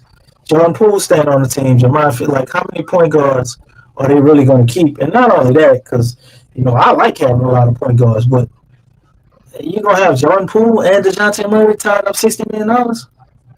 That's what I'm saying. And once DeJounte Murray gets healthy, I mean, we heard what Joe said. You can start Fears and Poole if you want to. And yeah, I mean, you're gonna have to manage the top 10 pick. So I mean, you definitely want to see what you're working with. But if you put Fears and Poole out there as your backcourt, eventually when Murray gets healthy and well enough to play, he's going to move in there, and he's not going to get a $30 million point guard off the bench. So eventually he's going to have to start. And you know what, Q? I just thought about something, man. I answered my own question that I asked you and proposed to you and the family. Herb ain't going nowhere. You know why? Herb Jones is one of the rare guys. I think he would actually take a discount to stay. I don't think he wants to leave. He just comes across as that type of guy, man. He might take the $3 or $4 million less to make it work. I mean, he got one more year after this. He's going into the contract year next year. I'm not going to poo-poo what you're saying about Herb Jones. But this is the thing. These injuries, nagging injuries to Herb Jones, really messing with his development. Because we see when Herb was healthy, one of the top defenders in the NBA coming up, stopping people. Plus, he had developed that three-point shot. And he was looking real balanced. It really turned into a true to me, he's unique in the aspect. He's let me finish this, and I want you to add on top of it. So we seen injuries stifle Herb's development, right? But I still think Herb got a lot to go here. Now, perhaps what could he really turn into? Could we really get the top-notch Herb? Like we seen Trey, we seen the maturation of Trey Murphy, how he grew from what he was, and then he put it all together. He's just not a spot-up shooter, or three-point shooter anymore. He's attacking the rim. He's even, taking a little the mid-ranges every now and again. So we've seen what Trey do. We need to see that from Herb. If we can get Herb Jones defense like we've seen before, like that lockdown guy, along with that three-point shot DC, and more time on the floor, I mean, hey, man, I might be willing to pay between that 16 to $20 million range for a healthy defensive stopper, three-point shooting ass Herb Jones. I wouldn't be mad at that at all. Now, what you think about that? Well, you was breaking up, man, on mine. I couldn't really hear your breakdown at the end. Well, what I'm saying is the Herb Jones thing, a mature, Herb healthy, three-point shooting, defense elevated. I might be willing to pay a cost similar to what you just said. If I can get a healthy Herb that's defense off the chain like we've seen elevated and that three-point shot together, I might be willing to pay that. But we got to get that from Herb. I think you will. I don't think we can expect her to be a 40% 3-point shooter, but I think somewhere around 36, can be pretty average for him. And then going into the corners, he probably shoot down there 45%. Just in the corners. But Herb is he's unique in that he's a guy that when you put him 1-on-1, like I see people get Herb sometimes here, but Herb can cover up all your mistakes. And then I'm thinking about Fears, right? It would be highly beneficial while we bring him along, or whether you want to look at Jordan Poole that way. Is when you have, two of our weaker defenders out there, that you pair them up with Herb. Because he's going to erase mistakes. He single-handedly, makes our defense better all around the board. And then that's right, Don Guillory, you already get to it. Defensive Dumars ain't letting Herb go. Dumars got up here and he told us, Q, and you can look at all of these guys we got right here. He told us he wants more two-way players, right? So saying that, you're looking at a guy like Jordan Hawkins is going to be on the hot seat, right? Jemiah Fears, he already got that dog in him. And, I was saying this the other night. I don't know if you listen to his interviews, but hearing his interviews, man, like his energy kind of remind me of Herb. I think he's actually going to be a pesky defender, man. I think he cut from a similar cloth like Herb, man. Just guy dedicated to the work. He going to get in there and work at it, and they going to give him an opportunity, and he going to grab it and not let it go. Then you got who's the other? Jordan Poole. Jordan Poole would be the only other, defensive liability we have on paper, just judging by these guys' games. Obviously, Derek Queen got to come in here and show it, but Yves is a defensive guy. He's working on his offense. I put up a workout video of Yves showing to the family yesterday. He's sitting there trying to work on the block and put things together, get better offensively, positioning himself better. And, being able to, I think he needs to work on the rebounds a little bit more, although he has had drastic improvement. But Carlo Makovich would be another guy. As much as I like Carlo would be, one of them guys that's on the bubble, man. Carlo defensively, he became serviceable at times, but that's the weaker part of his game. That's what's keeping him off the floor, his defense, right? So you got Jordan Hawkins, Carlo, Poole, Jemiah Fears, we ain't letting them two go. So these two guys, then you look at somebody like Brandon Boston and Alfred Payton. None of those guys are really like two-way players. Maybe I could kind of give Brandon Boston a pass. He's a solid defender. He's not bad. You know what I'm saying? But Alfred Payton ain't guard nobody, bro. As much as I like Alfred Payton, he ain't guard nobody, bro. You know what I'm saying? So thinking about that, it's like, why would Joe Dumars get rid of Herb, right? And DeJounte Murray coming off of Achilles, how good is his defense going to be? Because when he got here, it's like every stop he went to, his defense tailed off a little bit. Now, he came when he was out there, he was putting up them steals, he was putting up some numbers when he got here, obviously making some mistakes too. So I can't really see or gauge what his defense was because I'm not going to grade the whole totality of what DeJounte Murray is for us from the small sample size we got. I don't think we had enough time. And what he was going to, his mom having a stroke, his uncle say he overdosed, and somebody, his cousin, I think, or somebody got shot and killed. The man obviously had a lot going on. So, but his time in Atlanta, he wasn't quite the defender he was in San Antonio. But he still got that dog in him, so are we hanging on to him? And I think after you figure that part out as far as sifting through these guards, then you'll get your answer on Herb. But now that I'm really looking at it, I don't think there's any way that they get rid of Herb, especially now that they're showing us they're all in on winning. And Trey Murphy and Herb have been two of the best players so far playing alongside Zion.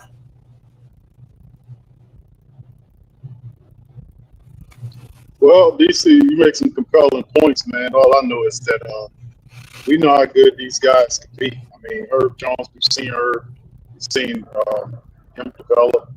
I think a lot of these moves, we got to remember that Joe Dumars, Troy Weaver, these guys know the medicals. All these players that know the exact timelines, exactly based on the medical staff, the projected time frames when these guys could return to full action, and perhaps, and I definitely think a lot of these moves are based on that. How the Pelicans, what the Pelicans open the season with, you know, and of course we know that there's a thing hanging over Zion's head, this lawsuit situation that's hanging over his head. So we got some stuff going into this season that we need to really kind of fixate in. And one of the family members mentioned in the chat that we talk about a lot of stuff, but we know this team is centered. It's a Zion-centric team. Everything's evolved around him. He must reach another level. He did really good last year in terms of his health and doing it and improving it. But he needs to really kind of, at this point, really take it up there. And I think Joe Dumars helps in many ways. I mean, in fact, and even though a lot of the family members are now kind of warming up to the Joe Dumars idea, a lot of people want to see it more promoted. I don't know, man. But I look at the timeline. I think a lot of people, they talking about firing him. They mad, man. But I think some people just can't please, bro. Well, that's the point. And some people need to just be proven. Maybe they need to just be shown. They're just tired of all of the rhetoric that the Pelicans have been, the propaganda they've been kicking out for years. It's just warring on a group of people. So I get that part. But in terms of Joe Dumars, what he brings, that championship as a player, he won one as an administrator. So that's a little further along than we had before. A guy that just basically was a gopher for another guy that told him what to do. No credentials whatsoever. So these players can warm up to a Joe Dumars. They can have Zion Williamson sitting down and talking about him playing up against Jordan, how Jordan respected Joe Dumars as one of the toughest defenders and this type of stuff. So, I mean, then not only just that, fam, but it's the fact that his connection to the league office. I mean, Griffin had no leverage, no reach into that. Joe Dumars worked for the league office for how long was it? Over a decade. So, I mean, he was there in the league office, so he has some pull there.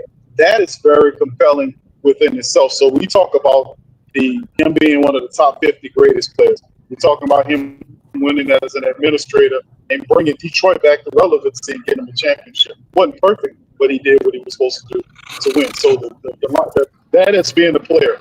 That is being an administrator. And now coming here and talking about something, that's something that man built his whole career about, being in DC. Is being a great player, a person in this mentality to have. So, hey, man, I welcome that. And I'm really intrigued to see if he has any reach with the office to do something about the officiating with Zion Williamson. That is one of the things that I really want to see if Joe Dumars can help us out with that. That's something that I really want to see.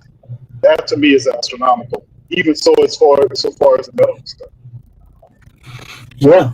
Only time will tell, though, man. So far, so good with Joe. Can you point out any missteps he had? Because really thinking about it, I don't. The only issue I got with Joe is that Willie Green isn't fired, and based on all the other moves I've seen, it's obvious to me he's not allowed to fire him. So it's like, well, right. Well, he hasn't really done anything wrong yet. You know, all his moves, in my opinion, I guess you want to say not putting protection on that pick. I don't know if he tried to in Atlanta shut it down. Or if he just forgot to do it. You know, he's been out of practice for a while. He could have just forgot. No, I think he just didn't put unprotected on that because that made it even more compelling for the Hawks to grab that. The one, it's unprotected. That made him grab at it because he believes that much in Queen. But this is the thing: if the Pelicans win this season, the people are not going to worry too much about that pick. They'll see it as a success. The only way that pick comes back up in a negative way is if the Pelicans lose this season and they bottom out. then that becomes an issue. But if the Pelicans win, it's a gamble. That's all it is. It's a gamble. So he's done a lot of positive stuff. Like I said, he's not perfect, but I do appreciate him doing the CJ, trade CJ, trying to get somebody with some offensive game. Here with Zion. Poole is a good player, good young player, coming here. You add Sadiq Bey, we got to see what he's working with because he's a good defender, but he was hurt all last year. You got to get help. Those are very good moves. I like the moves in the draft. I like Jeremiah Pierce. I like Queen, like I said before. So outside of that, it's aggressive moves to show people, hey, man, we're not about the same melancholy game we was back then. We're trying to win, man. We're trying to do some stuff. So I can appreciate that. So we're just going to have to see, man, on that. So, yeah, he's not perfect, DC, but the Willie Green thing, that's Gail Benson to the core. That's something the Pelicans, that's a staple in the Pelicans psychology. They did it with Monty Williams. Remember when he came in, when Dale Demps came in, Dale Demps had 1 year under Monty before he got rid of him, and he wasn't supposed to get rid of him. But he fired him anyway to hire Elvin Gentry. Then Gentry got it done to him when they got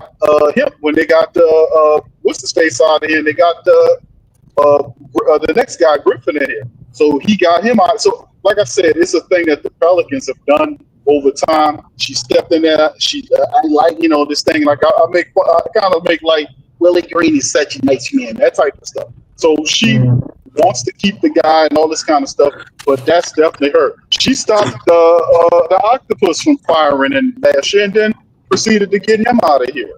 So, yeah, she don't know what she's doing, man. But in the end, we know that they're playing by her rules. We know that Joe Dumars would have gotten rid of Willie Green. We know he would have gotten rid of him. These guys don't step in here and do all this changing and put all these new people here and know that man know that that Willie Green lost his team last year. He lost the team. You don't keep a guy that lost his team, like that. And Willie Green is not a strategist. He's not one of these guys that's going to terraform into Popovich. This guy is just not who he is. He's an assistant coach that got a head coaching job. We're not going to see the jump like we seen with Jamal Mosley in Orlando, like we seen with Lee in Charlotte. These guys are good coaches that go up. Willie Green is not on that level. I'm sorry, he's not. So in the end, they're gonna give him a runway to land, DC, and he got all. It's gonna all be on him. It's all on Willie Green to get all these people on the same page. With all the positive note, because every time you bring up Willie Green, man, we need to ring the alarms and shit. He on the clock. No, that is very positive. To the contrary, I disagree with you. Let's hear from number 40 pick, Michael Prevey. You got him here. Let's hear from this little ESPN interview he did. It's a quick 30-second interview. Mike, I watched some of your pre-draft interviews, and you felt very strongly about your ability to make an impact on the defensive end. What gives you the confidence on that side of the ball? I just feel like I impact the game at that end of the floor better than anybody in the country. So I just can't wait to show that at the NBA level. You've had a very business-like approach, and even now. But talk to me a little bit about the emotions of achieving this dream and the opportunity now to begin an NBA career. Man, this journey was a marathon, 5 years in college. I just thank my family and my coaches, just everybody who's been a part of this. I thank God. This is crazy. This is my dream. So congratulations, Micah. Thank you. Micah, I watched some of your pre-draft. We got Micah up at the podium, man. Tell us a little bit about him. Hate to cut you off, man. Just wanted to get that out there before he disappeared off my board. But nonetheless, the pals are all set now. So now we got to get all these guys and move on to Summer League, man, and see what we can make out of that. Because I think that, as of now, it's the most important moment that we have in the near future because the Summer League is going to reveal a lot of things. We probably won't see many moves, possibly maybe a veteran center before that. We probably won't see that before the Summer League because I think they're going to look at these guys and gauge what they really have. You're gonna have guys like Jeremiah Fears, Derek Queen out there playing, and that brings me back to the initial thing I brought up, and I didn't get to hear your take fully on it. What would your starting lineup be as of now? Mine, I said it would be Jordan Poole with an asterisk by Jeremiah Fears, because I don't know if Herb is going to be able to start the season or not. If Herb is starting the season, I can't see him starting Fears unless he just absolutely dominates the summer league. But if Herb isn't starting, then it'd be Fears, Poole, Trey, Zion, and they would have to play Eves. If Herb is in this lineup, I think they go Poole, Herb, Trey, Zion, and I'm going to go with Derek Queen. I think right now Derek Queen is actually better than Yves Misi, but he is a rookie, and we're talking about a center. I'm not sure if he's ready for that physicality, but his skill set, to me, is so high. I think it's something to be said for that, unless we go sign a veteran center. What say you, BQ? Well, I mean, I like that second lineup you mentioned, man. That's a very intriguing lineup that you mentioned, man. That's that. I'm sorry. Real quick, I got a little super chat real quick, brother. My bad. Yeah, good. Appreciate you, Black Preacher, man. $2, man. Appreciate the 2 bones. Joe will have to micromanage Willie. You already know, man. Like I told you yesterday, I think Joe gonna have cameras and shit up there. He be collecting all type of data to show Miss Benson when it's time to get rid of Willie ass in November. See, all I can say is it ain't like Willie ain't used to micromanaging, so he should be right at home with that micromanaging stuff. You understand? But in terms of your lineup, I like both those. I think probably if all those guys are healthy, it changes. But obviously, DeJounte Murray's not going to be ready until way later in the season. You got a guy that's a top 10 selection like Jeremiah Fears. I think you might see Jeremiah Fears in the starting 5 this season, along with Poole. I mean, you can see him. Everything I hear about him, he's a hard worker, Q. He might win Willie over, man. Right, that's what I'm saying, though. I mean, and on top of that, it's the pressure for the Pelicans to get that guy in there. He's a top 10 pick at a position in the league. I mean, Jordan Poole can play off of him. I mean, he can play the 2 guard position. We know he's a combo guy that that can play the 1. Can work. But I like just kind of small on defense. Herb Jones. Right, but the thing is also too. You mentioned the second lineup that I like too of having Poole and Herb, and then you said Zion, Trey, and Yves. Is that the correct lineup you said? No, the first one I'm putting Yves out there for the defense, because I got Jeremiah Fears and Jordan Poole with Trey Zion. It's like I need some defense, so I put Yves out there. But the other lineup was I said Jordan Poole, Herb, Trey, Zion, and Derek Queen. Start Derek Queen, and I went into what I think about him and what he can do. And then I'm kind of banking on Herb, picking up some of the slack defensively, so it won't be as hard for him. Obviously, that lineup will be matchup dependent because certain teams we playing, you wouldn't be able to do that.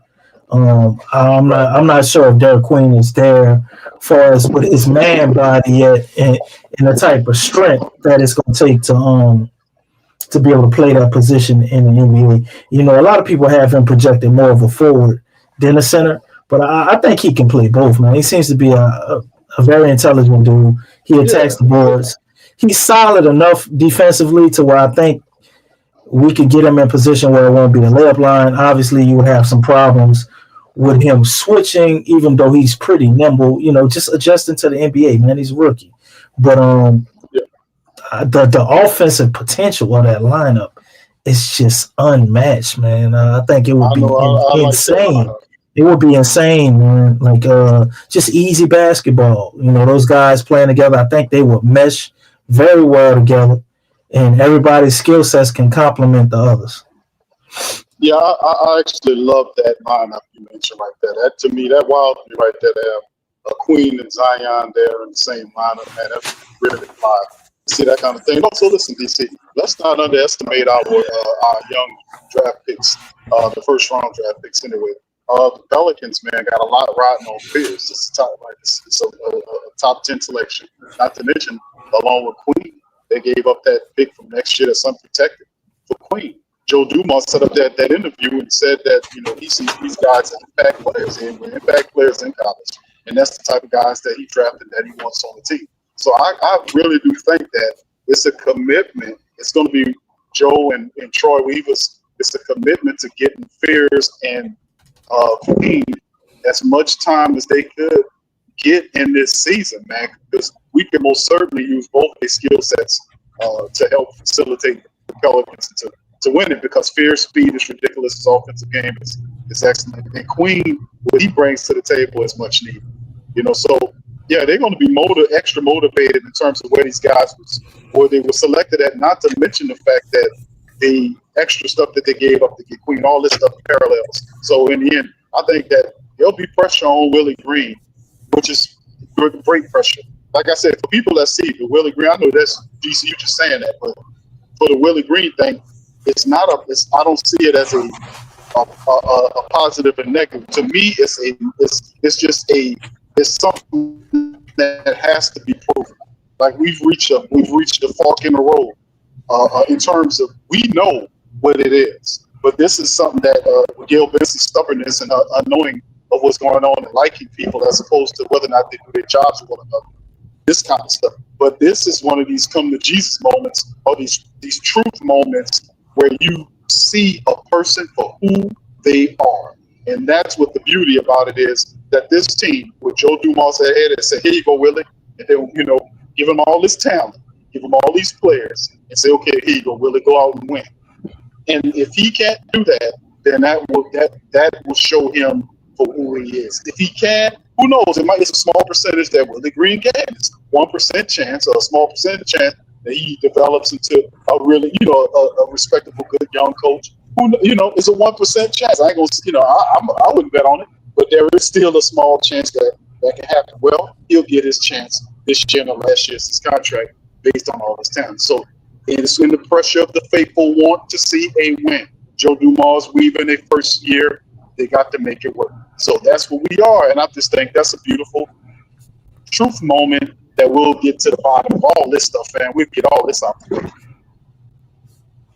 Most definitely, man. And this is exciting because just looking at the lineups, that I mentioned, man, there's still several others you can throw out there. Like, we're not even mentioning, Sadiq Bey, man. I mean, he's not exactly chopped liver, Another 40% three-point shooter. He's a double-digit scorer, bro.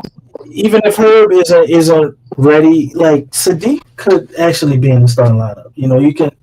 It's so many things you can do, and they can actually have. Guess what, Q? Guess what they can have now again? A versatile lineup. A living roster. Right. Exactly. They can have a living roster, Q, because they have so many different lineups that they can run that can be matchup dependent. I think in a regular season, you kind of, just hammer it home and do what you want to do until you playing, like those major teams, then you get a little experimental with your lineup. But in the playoffs, man, that's when that becomes like a huge advantage, when you have that type of versatility in the playoffs, where you can just fine tune things and switch things as need be. Although we won't do shit like that with Willie Green. I'm just thinking in the future for an actual competent coach that will look at matchups and actually play people in certain positions to have them excel and have actual roles for players. And actual team identity? Yeah, those type of things. Wow. Joe Dumars already. 40 shots tonight, DC, with and more than half of them bad shots. And Joe Dumars and already took all that bullshit off the board, Q. They got one goal now. One goal. We ain't worried about all this joy and shit. One goal. That's right. One goal. That's right. One goal. We're trying to win. That's the goal. Give a shit about how happy he got it a is. trophy up there. That one gold banner is a trophy. It's a championship trophy up there on that one. That's what I'm talking about. Sure do. That's what I'm talking about. That is so needed. One goal, and that's what it's about, bro. So it ain't passion, purpose, pride, DC? No. It's not passion, purpose, pride? No. It's not being a basketball family? Nobody cares about that shit. It's not the players hanging out and going to eat popcorn at the movies? It's not none of that? No. It's not about sustainable familyhood? No. Okay. I was just checking. It's about one goal, and it's about winning.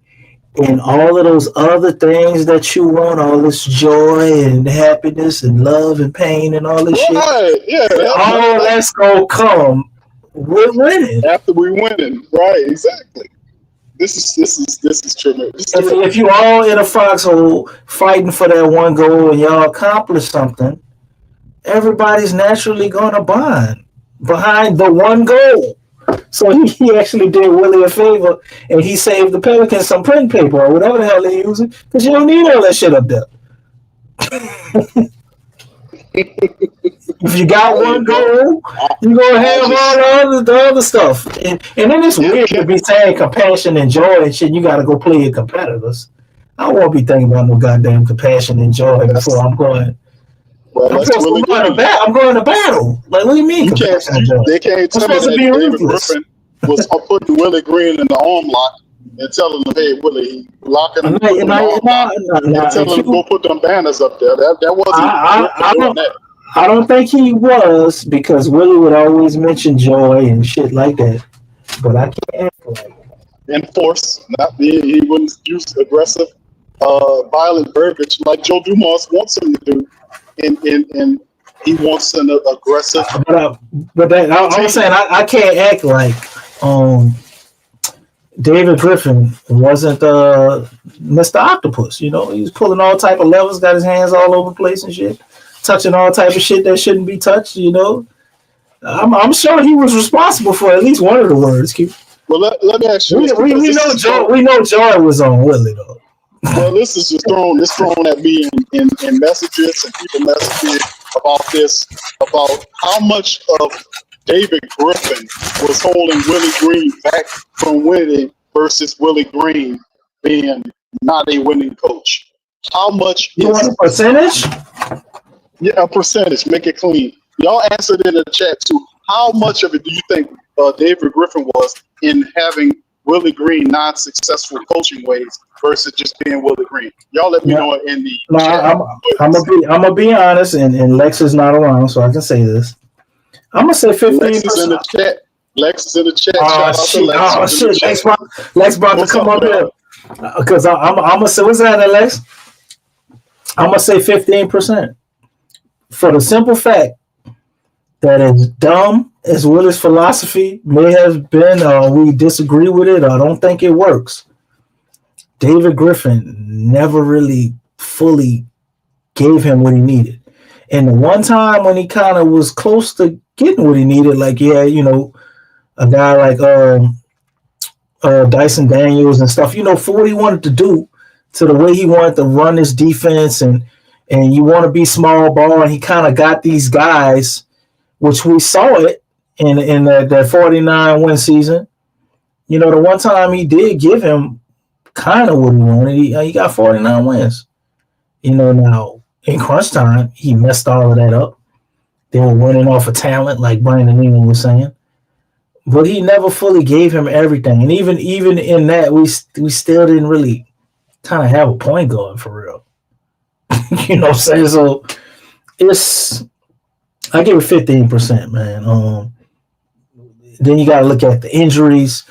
We're constantly getting injured, and we never had the necessary pieces to come in after these injuries to keep things going. Now, last year was completely crazy because y'all know they were trying to lose last year. But, a lot of the other times when we had injuries, man, we could have had reserves that could have, held the ship and we would have done a lot better if we would have had the right pieces. Because our depth at times wasn't good enough, and really it was the center position and the point guard position. Those two areas that were never corrected damn near the whole David Griffin era. Lonzo Ball, you kind of had it right, and we were still looking for that unicorn center. You had something with Jonas, and you need a combination of a mobile big man that can, maybe switch out on the perimeter when they exploited him. And we can never get that together, man. So I say 15%.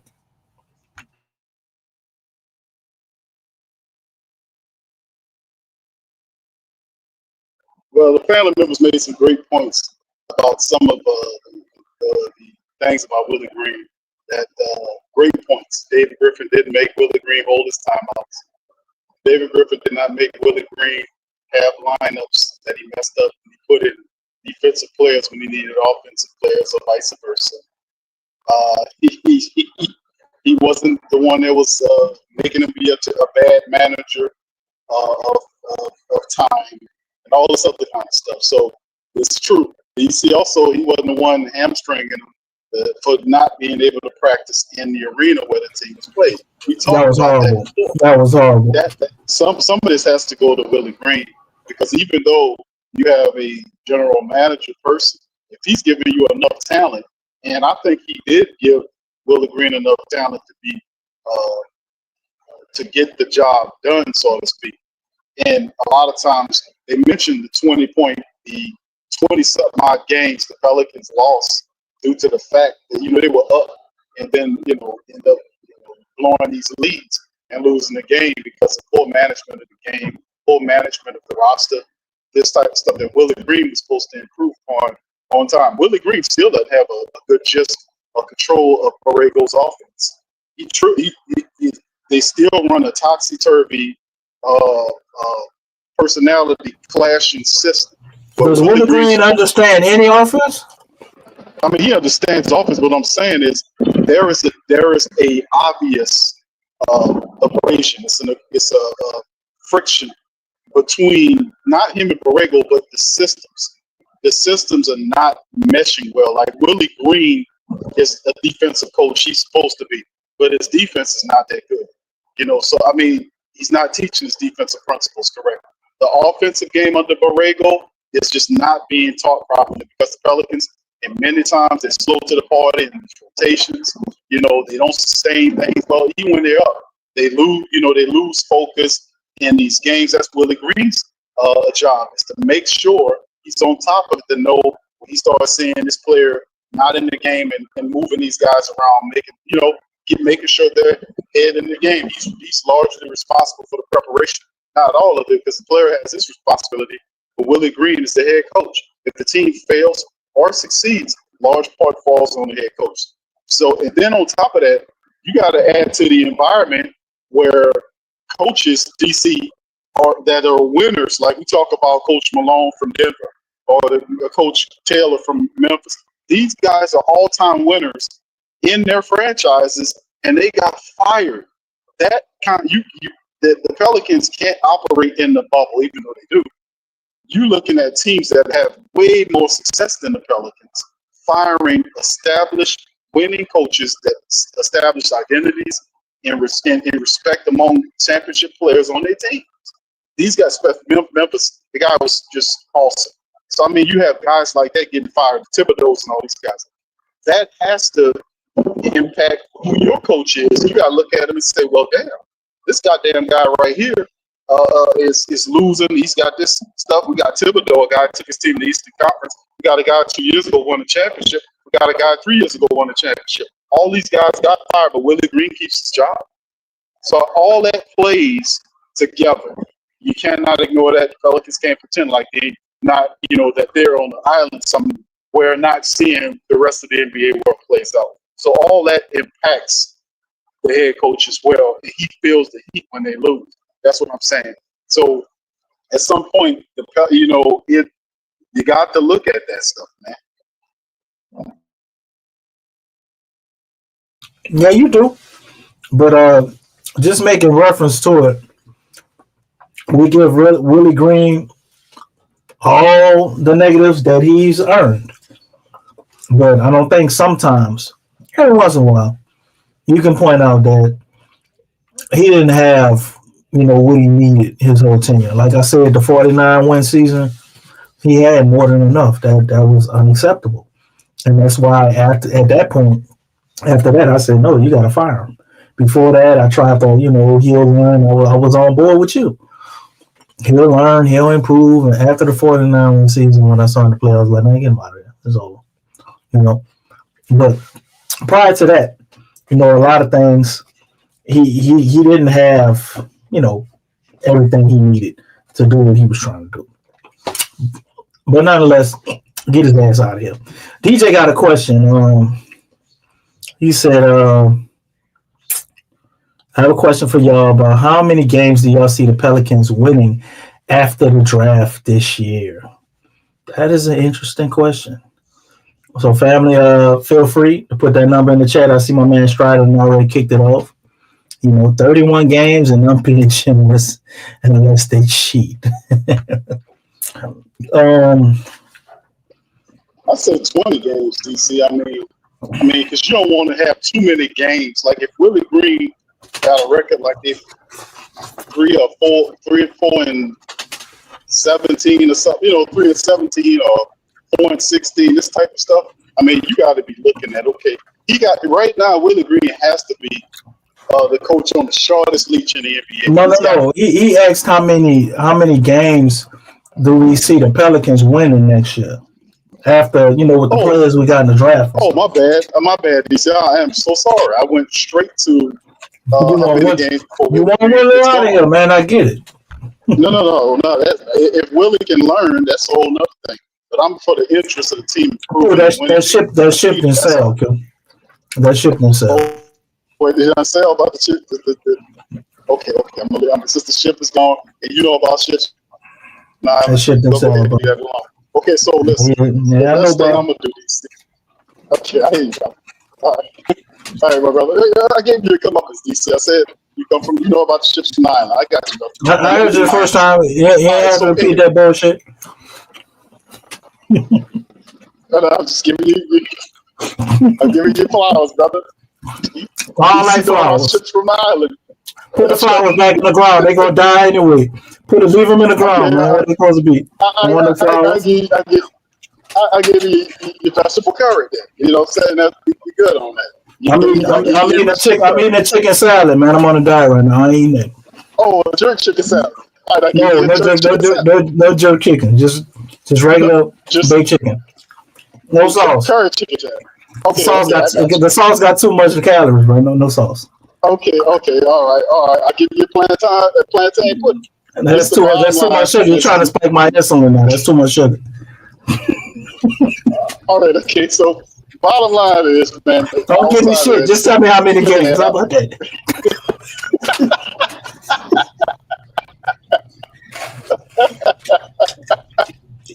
All right, DC, I'm gonna throw it over to you, brother. How many games you think? 45. I think the Pelicans can win 45 games next year. The West will be competitive, so I'm not sure where that puts us. Hopefully, we're in that 5 to 6 range, but judging by the West, maybe we're in the top seed of the plan.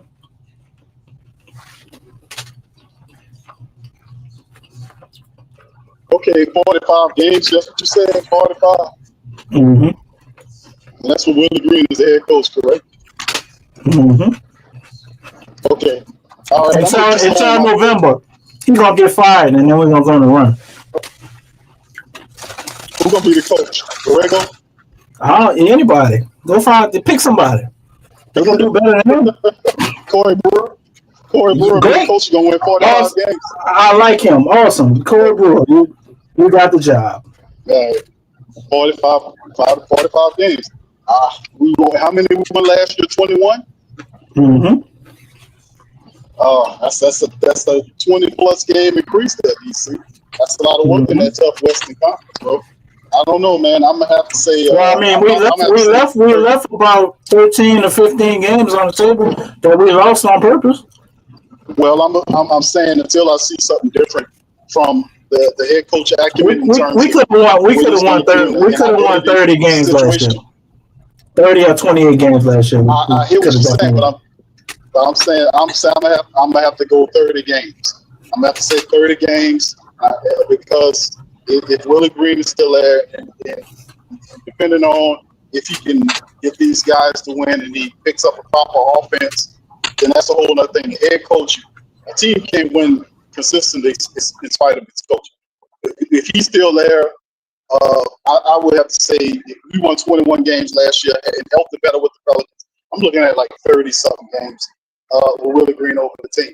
I'm just going to be honest with you. That's the best I got because I think that's a big part of it. Outside of just the health standpoint, they really hadn't done anything about that. And Willie Green's still doing it. Does he have the answers to why he failed last year? Are they going to just blame it on him? The reason why Zion can't control Willie Green, Q. And Joe Dumars not about to let them be holding him out of games and all that bullshit. You play Zion, we win. It's simple. And he gonna play. Okay. Willie Green ain't even in control of that. There you go. Okay, you changed my mind. I go to 35 games. So I went from 30 to 35. That's the best I got. All right, so that's my answer. There you go. What's up, Lex? What's going on? Queen Lex in the building. What up with you? I'm good. Go ahead and tell them we ain't gonna win nothing. Go ahead, I got you. What? Don't do that. Don't do that. Don't sour Lexus. Lex, you see what he trying to do right there? Throw a little Jamaican curry down so you slip on it. Yeah, Lex, don't go for that. You know how we get down, Lex. Don't fall into that. I got something for you right here. It ain't working. Yeah, see? There we go. It ain't working. Don't let him turn you against me, Lex, because I don't want to eat his curry. Listen, man. Listen. When somebody gives you lemons, what you gonna do with them? You gonna make lemonade unless you willing. You gonna make rum punch. Okay. Alright, so listen. Dude had lemons and he couldn't do Hold on, Lex, if you give DC lemons, he gonna make rum punch. Go ahead, chance. Oh Lord, Jesus. What I'm saying is, look, I don't care, like, as a coach, and I just so happen to be a coach, but as a coach, man, you have to have the ability to take whatever talent that you have and make some lemonade. That's a heck of a gift. And you know what? That's a characteristic of a really good coach. To be able to take whatever talent you have, you are going to maximize that talent and you are going to get those guys to play together. That's your job as a coach. I don't care who you have. All these guys are professionals. And we, even outside looking in with everybody in the chat watching these games, you knew exactly what needed to be done. But he wasn't getting it done. He wasn't getting it done.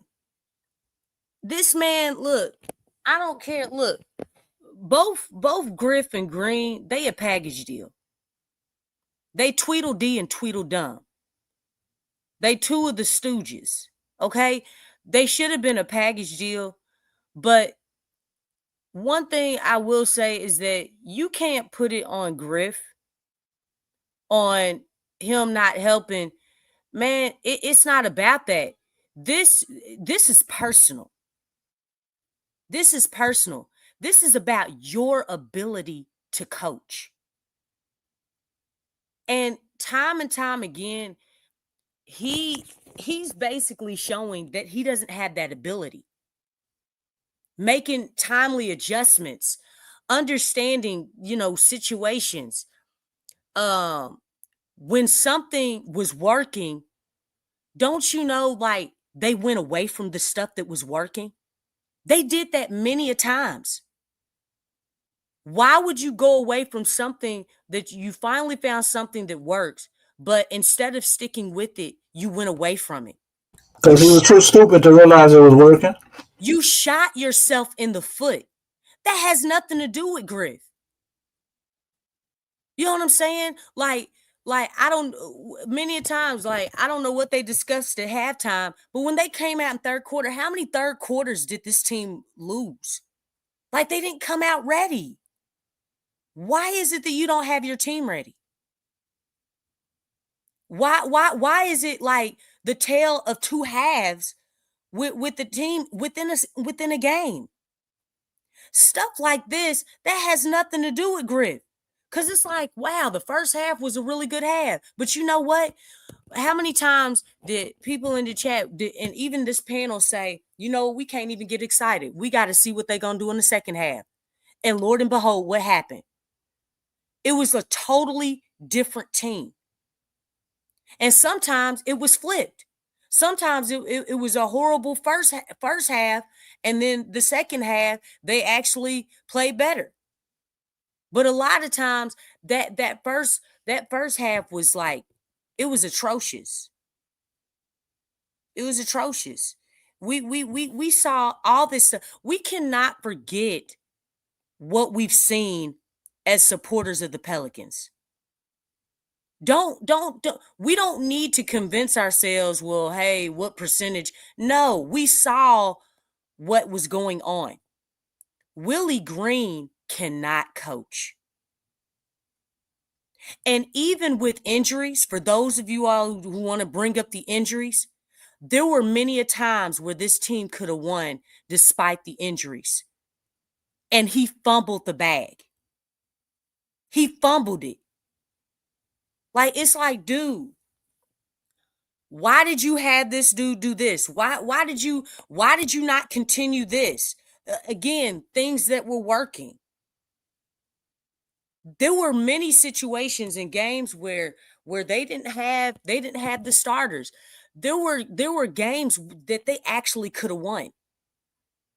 But again, in crunch time, anytime Willie Green is put in a position where he has to coach, the team is going to lose. And that's really bad. Because as a coach, outside looking in, when there's pressure, when it's crunch time, that's when you show your coaching ability. It's not during the blowouts. Your time as a coach, when it comes, is when the game is close. When the game is determined by 3 points, 5 points, less than 10 points. It's not when anybody can win a blowout. How much coaching do you have to do if you're blowing out a team? Somebody please tell me. How much coaching do you have to do if you're blowing out a team? We're going to see, because that's the goal this year. Okay, so the real coaching comes when it's close, the time is ticking. You're down 6 points. Okay, somebody on one of your Herb Jones has 5 fouls, but you need him on the star player. You need to get a stop.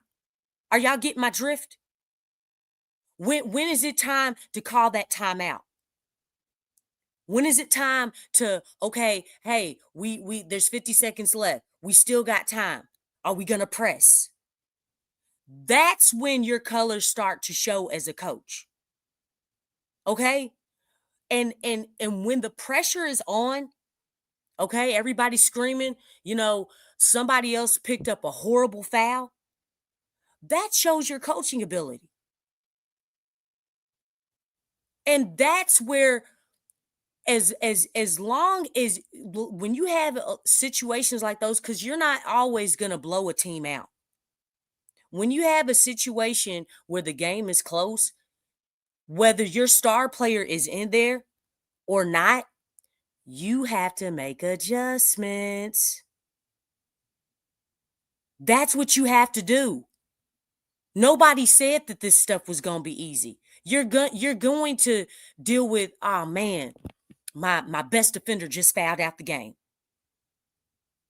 Oh my gosh, we need to play cat and mouse. We need to do the offense defense as far as, subbing in and subbing out somebody. goodness, this matchup is working, but golly, this matchup right here is killing us. What about all the times where Trey Murphy had it going on? And then in the second half, Trey Murphy didn't even touch the ball. Same thing with Zion. How many times does that happen? Stuff like that cannot happen. 5 minutes, Zion not touching the ball. Are you serious? This is the type of stuff that was happening. And it just didn't happen just last year. It happened for years. Like that's you need to call a timeout. Hey, look here. Y'all better get the ball. Why hasn't the ball gone to Zion? Look, nobody else on the court done scored. How many times do we see this? Nobody else on the court done scored. After they got down by so much, they finally got the ball to Zion. Zion put the ball up in the hole. We're icing our own players. You're icing your own team. That's why I said many a times, you're supporting, Willie Green was supporting the other team. He was helping them out. It's like, dog, they don't need your help. They don't need your help. But the way that your adjustments and the way that your coaching works, you are definitely supporting the opponent team. And it shouldn't be like that. It's like, what is this dude doing? That's just like in that Memphis game. I know y'all remember that Memphis game, man. It was a close game, right? Zion played great defense on Triple J. Now, Triple J ended up scoring, but I guess Willie felt like his defense was poor. Even Memphis's commentator said, man, that was great defense by Zion. Triple J just made the shot. Willie Green took Zion out the game immediately after that and put in Dyson Daniels. And the Memphis commentator's like, what? Why did you do that? Oh my gosh. They went straight back to Triple J and finished over Dyson Daniels like he wasn't even there. That was the dumbest move that you could have made. The dumbest move. You put a shorter player on Triple J, all because Zion did play great. He played solid defense, but this is the NBA. Sometimes when you have great defense, the offense still makes the shot. How many times have we seen that? And basically, look, you kept Dyson on him, and he scored twice on Dyson Daniels, man. And Dyson Daniels fouled him both times. When Zion was guarding him, he didn't foul him. He had just made the shot. And that pushed us even, that basically extended their gap, extended their lead, all because this dude felt like, oh, Zion is a defensive liability. That's what he was thinking. And it's like, you thought very wrong. You were thinking about past defensive assignments that Zion had missed and not thinking about, hey, man, defensively, Zion is having a solid game. You thought about his past games. You weren't thinking in the now. And in doing that, you hurt the team. That was a horrible move. And they were like, that was not the right move, but I don't know why you did that. But going back to Triple J, stuff like that is what you saw all the time. Those small details. And Willie Green, he came out, he said he made a mistake. But it's like, dude, you always make mistakes like that.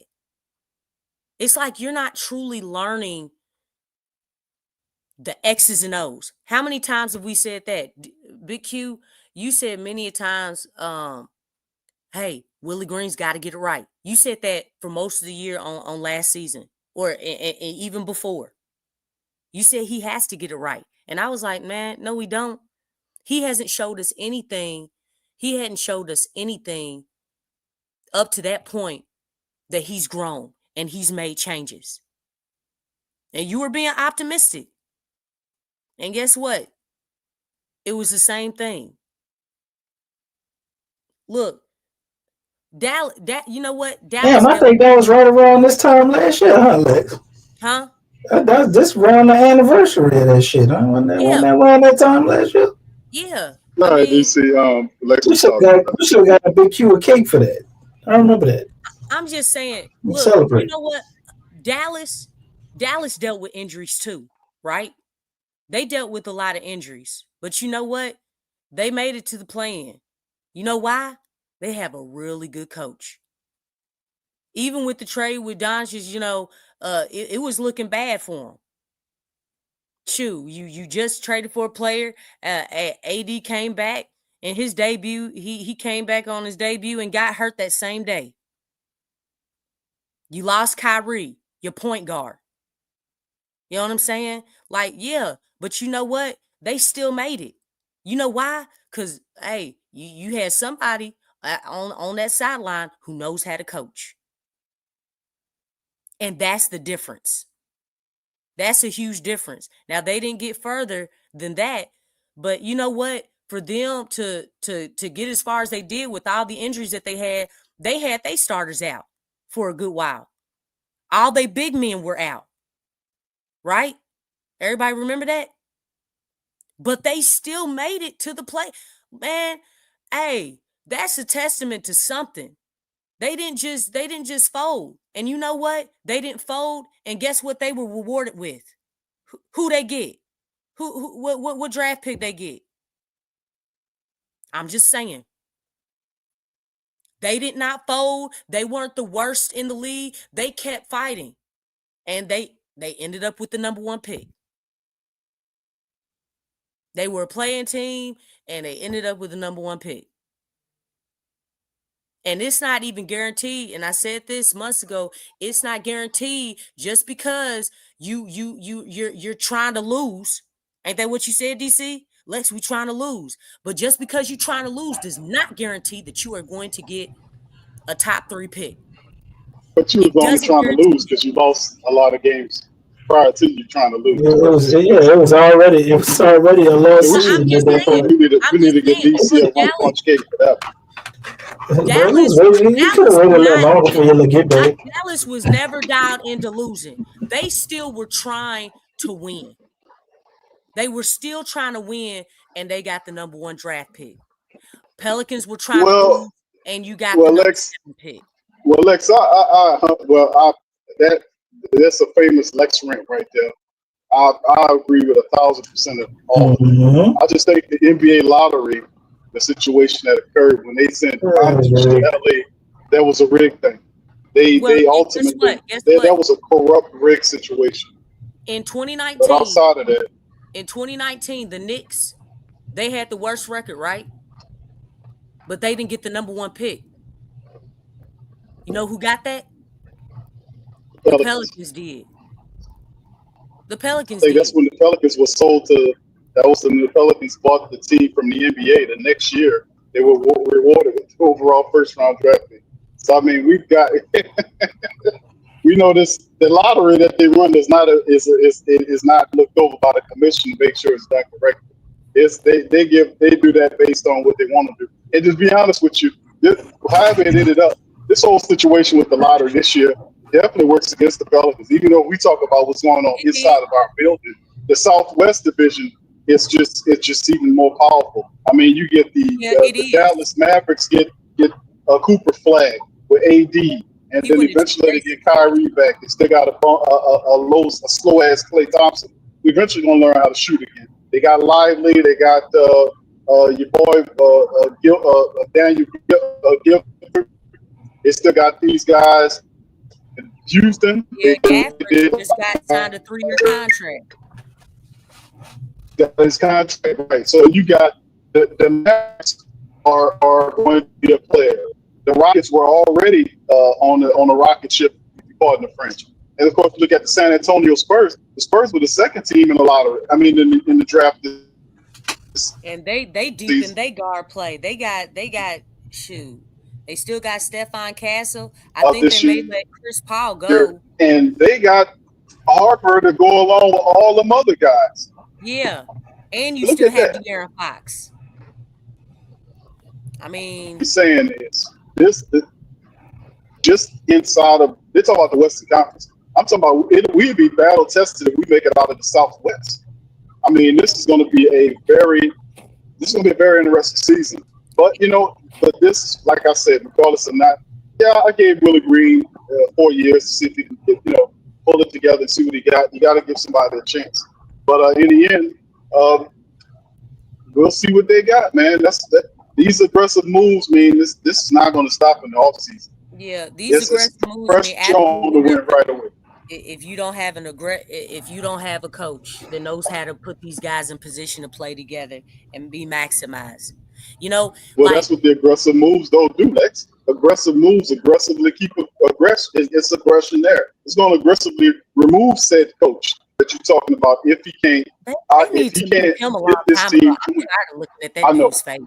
Yeah, I get you, but I don't want to be redundant about it. But the thing is, at the end of the day, we do realize you're 1,000% right on what you're saying. You hit on that.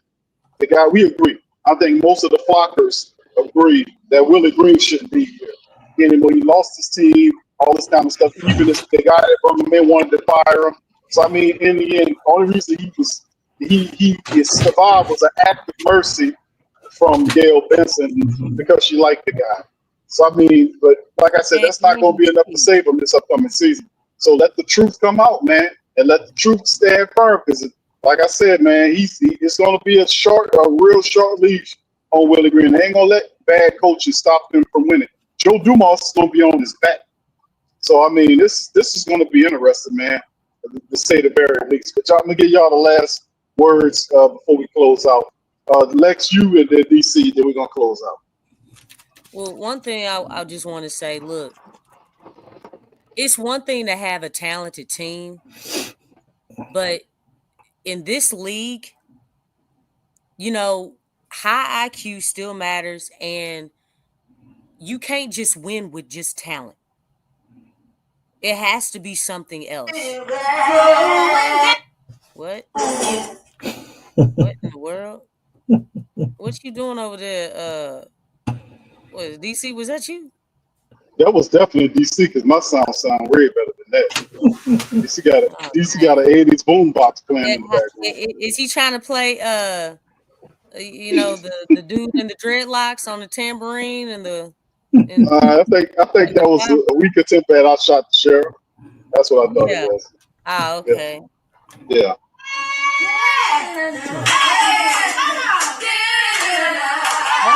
Y'all need to get my tambourine.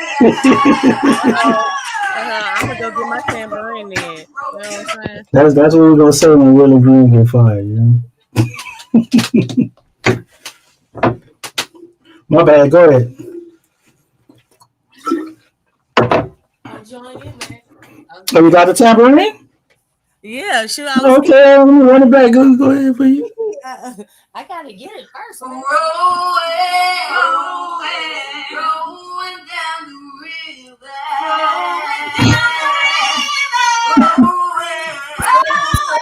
Rolling down the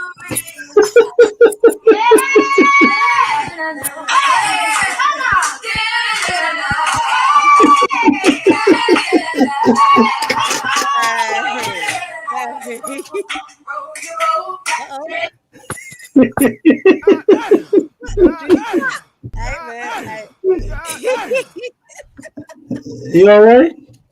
Oh, goodness. You all right, Big Q? I'm good, brother. I'm good. Okay. I thought you fell asleep on the button for a second. Check it. Oh, man. Facts. Oh, my gosh. Y'all hilarious. Let me know so I can have my tambourine ready because but anyway, yeah, it's got to be more than talent, man. You can't just rely on talent. All these NBA teams got talent. All of them do. So, it is concerning. Like, it's a nice draft class. You know what I'm saying? Obviously, Dumars said that they're not finished yet. Probably not finished. I mean, because there's a lot of it is guard heavy and things, but hey man, like this dude ain't it. This team is only gonna go so far until you remove that guy. You know, it's sad that this routine with Gail has been consistent. It's deja vu. You can't just give your new a VP and executive whatever title Dumars is, stragglers from the last VP. You can't do that stuff. That's old. You've done that. You've been that's been a trend of hers that she's been doing. Talking about people are nice people. Really, it ain't about him being nice. It's about the fact that, this woman is cheap. Willie is cheap. He accepted all the scraps, and she's not invested into winning.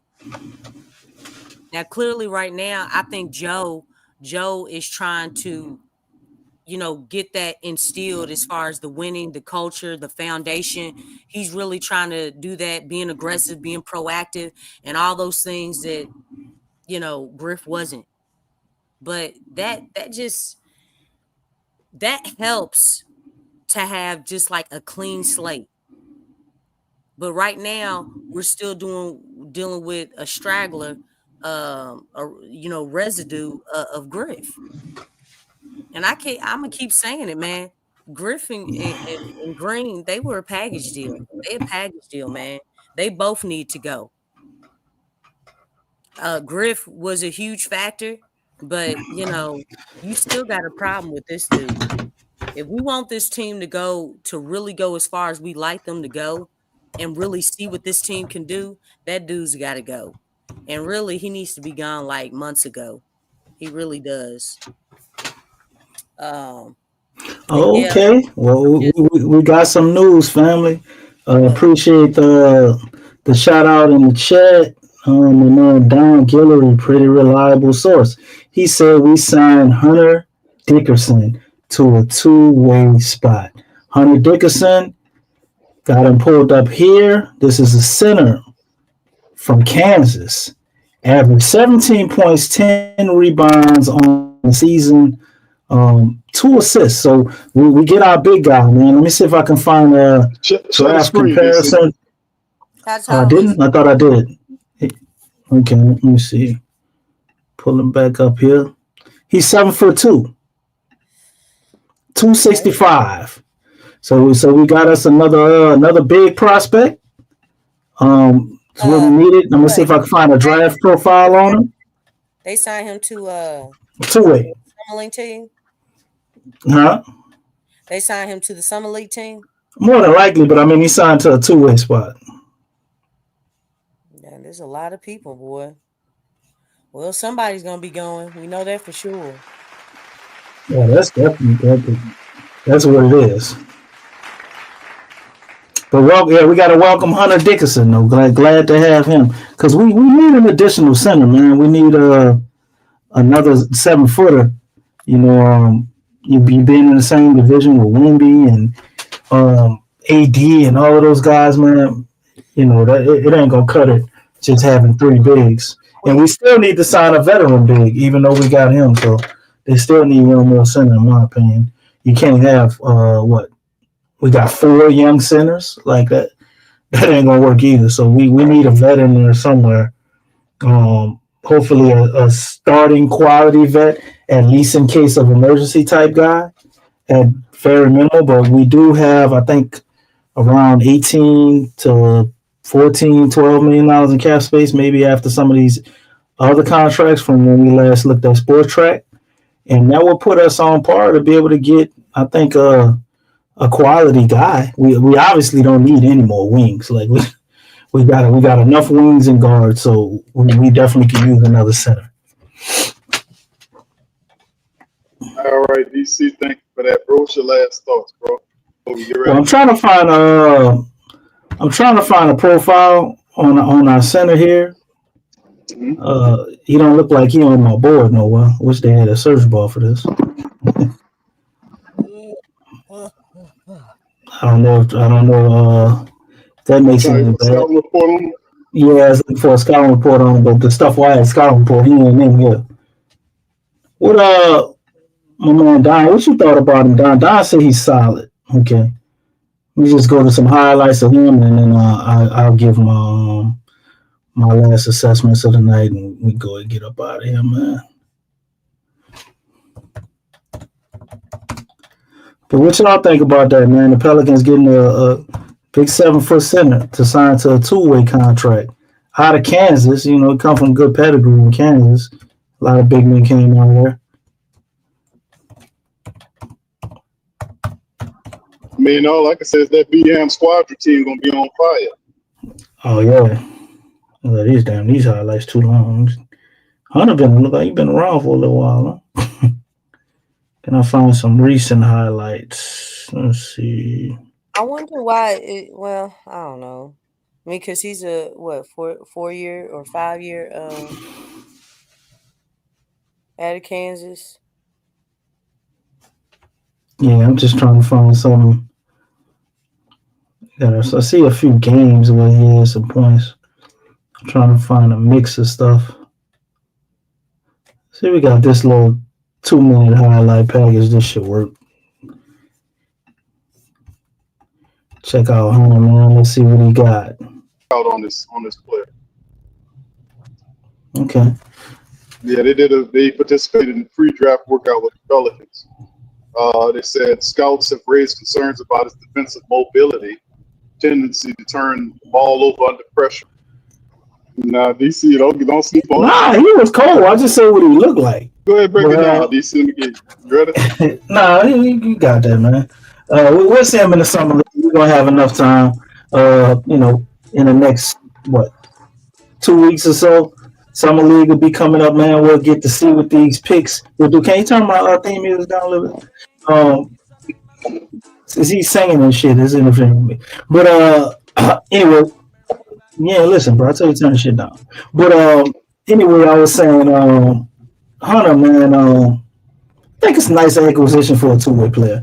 But the rest of our roster, obviously, Lex did a very good job, as usual, of breaking down all the deficiencies of Willie Green and why we have a major issue there. I totally agree with her. But you know me, I got to be a little bit on the optimistic side. And we are full of talent.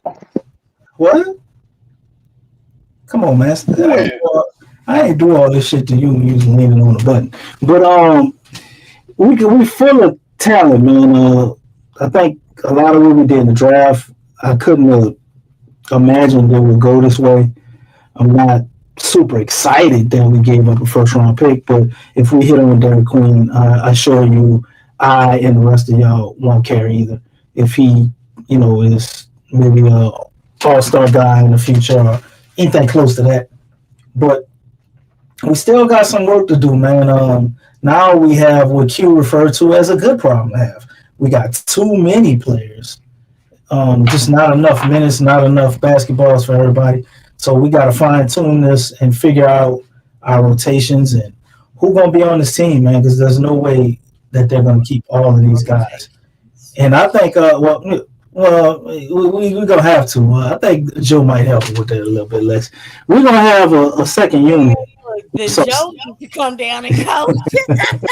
Well, somebody got to be in the front office, though. He can't do both. But he can do the Pat Riley thing where he come down, pat him on the head, tell him what to do, and go back upstairs. But we're going to have a second unit that's going to be possibly full of 2 to 3 starter quality players, man. So this is a team that's going to be built on depth. I see the vision with the 2-way potential that they're going for, and just gotta, I guess, see it all come together, man. Hopefully it can be what Joe envisions it being, but I cannot lie. I love the talent, but I am extremely curious, and just it's almost mysterious to me how it's all gonna fit. We got so many guards, so many guys that play the same position, and they all seem to have some level of talent. So, is this a changing of the guards for some players that we used to? You know, guys like Jordan Hawkins that we root for. Will he be getting shipped out?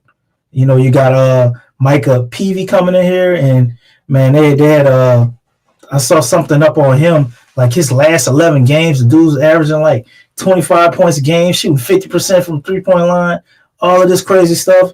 Is he somebody that could jump out to you and steal a spot from somebody you thought would be there? You know, there's so many different things that can still happen. The Pels just went and got another big man. We were wondering if they were going to do that with that 40th pick, but they still need a vet big man. Do they go and get somebody maybe a lot better than we anticipate? And you have something else there? Looking at all of this coming to fold, and I'm still unsure, but very curious about the Pels' plans for the future. I have no idea who's going to still be on this team in the next 2 years. And I think that can add to the excitement of it. And on top of that, when they're having training camp, summer leagues, practices, and everything, I'm looking forward to seeing a team that has a lot more intensity. And everybody's going to be competing because they're going to have to. Because it's looking like, you know, other than, you know, a few players like Zion and Trey, who else can say that their minutes are like guaranteed? Everybody going to have to earn everything. Oh, shoot. Like that. And it would be a lot better, obviously, under a better coach, because I know you go, Alex. But with that, Hey, you don't understand the situation. We know Herb is gonna be playing. He guaranteed minutes. You know why? we don't know how many minutes though. Playing defense. We know Willie puts Herb over Trey. You know that. Ain't nothing changed. How you gonna put? You can't put her over Trey after last year. You know what? All right, you know this go ahead an hour to the show. I'm gonna leave it alone. I'm gonna let him prove it to you. All right? They're not gonna let him, cause you gotta follow the money. Like Trey is making more money than her. They won't let him. Defiant, so they can get rid of him. You know, be defiant. Don't try If Jordan Poole is balling and it's a choice between Jordan Poole and Herb, you know, go with your gut. Go with what you really want to do. Shoot, following the money. Stubborn, huh? Yeah, don't we say that about Willie? He was stubborn, right? Yeah, go on and be stubborn. Get your stubborn on, dog. Get your stubborn on. And then we can say, get out of here. From Wingstop to guard Clyde. Okay. I see the vision. Shit, we're going to be sinners on us, too. Oh, dang. Stacy just breaking news. This ain't no breaking news. Being announced at the Knicks. Stacy, what you mean close? He going to be the coach or not, bro? We don't need all these mysteries. And it don't matter. We can have Corey Brewer coach the team when Willie get fired. It don't matter. You mean to tell me that I was about to say something? Okay, JB gone. Chose Willie, and you let Borrego go. Yep. And not only did they didn't even go get Tom Thibodeau or Mike Malone or none of these other guys out there. I think Tom Thibodeau would be another coach that would be good for Zion. I guarantee you, under Tom Thibodeau, Zion they'll play 70 games. Players to the ground. That's what Zion needs, Lex. No, you don't want them ran into the ground. That's not good either. That's what Stan Van Gundy did, and he was extremely healthy under him. What? No, Stan Van Gundy just had practices. That's all he did. He made them dudes practice. Zion he played a lot of minutes under Stan Van Gundy. So. Well, that's what we discovered Point Zion. Man, Tibbs is in his own tier when he plays his players. I mean, look at what Michael said. Michael went to him and was like, hey, man, you think you want to play the bench? You know what I'm saying? You know what I'm saying? They can play too. You know what I'm saying? So the starters ain't playing. Like he was putting Michael, man. He was putting his Iron Man self. You know, he was challenging that. He was challenging that all the way. That's not how you gonna do it though, man. Because by the time playoffs comes, you don't got a whole lot left in the tank, and it showed. Live every day like it's your last, Lex. What did you say? Live every day like it's your last. Goodness gracious, Mike Malone with Queen inside. Yeah, that would be nice. That would be nice. And then Mike Malone was cooking. Crying out loud. You know what I'm saying? Just somebody a coach that has an IQ and has some type of vision. That'd be nice to you know. We need a coach that's tough though. You know, like Joe Dumars was saying in the press conference. Yeah. Well, I guess it would be Mike then, but you know, Gail can't afford him for some reason because she won't open her purse wide enough. Yeah, thank you, Neo. Thank you. No coach in history runs their players in the ground like Tibbs. Thank you. He's in a tier by himself. That's crazy. You don't running in your players into the ground, you know, get you the second round of playoffs. I guess I'm willing to deal with it for a little while. I mean, but that's as far as you gonna go. Like, do you want to go further, or do you just, you know what I'm saying? Like, you want to be smart, like, and these cats, they ain't even practicing like that. I mean, we know what happened with the Chicago Bulls. Look at what happened to them. Did they make it to the finals ever? With D Rose and what is his name? What was that dude's name? It was one ACL tear away. You are so funny. that wasn't even against Miami. Golly, what is that dude's name? Jimmy Butler. You know what I'm saying? And Taj Gibson and Joakim Noah. You know what I'm saying? They couldn't make it. They never made it. I mean, so yeah, with Tibbs, yeah, he can get you far, but you ain't going to the finals. That's guaranteed. You know what I'm saying? We almost made it though. Well, almost ain't making it though. You know what I'm saying? Oh man. All right, man. Where Big Q go, man? Well, give your last statements of the night, Big Q. Go ahead and take us on over. All right. Shout out to the fam. You had enough of that rum punch? No, that's for you, DC. You got the rum punch, brother. All right. Big ups to the fam. Appreciate y'all for being in the stream tonight, man. Y'all do us a service, man. If you enjoy PPR, please feel free to give us a like. Give us a hit on the like button. If you're not a sub up, join PPR, man. We always have these great discussions covering the team that we love so much, our Pelicans, man, as they attempt to turn around the misfortunes of the past and right the ship, man. That's what we want. Shout out to Easy Money 01 all the way in Australia. Love you guys. So much love, pals. Thank you, bro. Appreciate you. Way off money, man. Crikey. Wow. So, crikey. That's a pretty Sheila. Very much. All right. So big ups to the rest of y'all, man. Appreciate y'all being here tonight. Do us a service and share the show as well, man. PPR in the building, man. We'll be back. As we know, if DC alluded to it earlier, you know, we got coming up the Summer League. That's on the horizon. A lot of stuff's going down, man. It's just the beginning.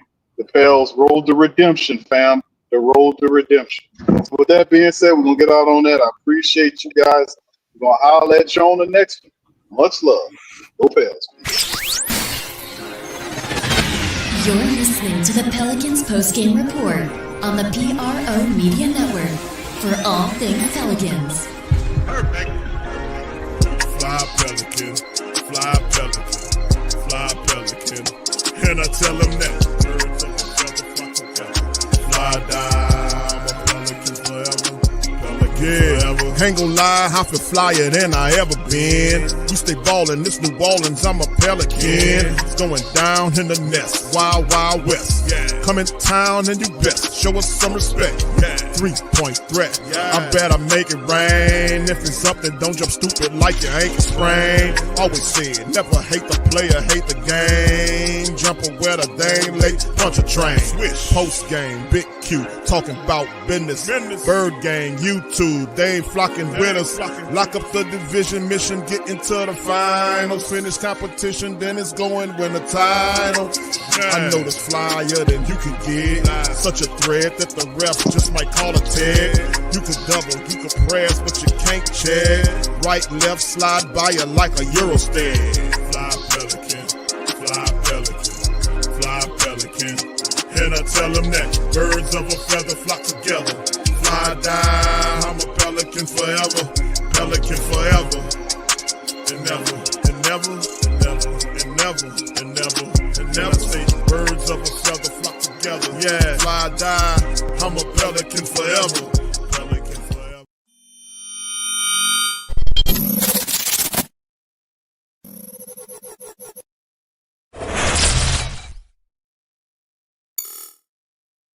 TheWhoThatDaily.com. That's right, TheWhoThatDaily.com. Your one-stop shop for everything New Orleans Saints, New Orleans Pelicans, LSU Tigers, even the top flight boxing news. So if you're a Who Dat and you're looking for a place to stay up on your team, WhoThatDaily.com is your site. TheWhoThatDaily.com for the sport Who Dat in all of us.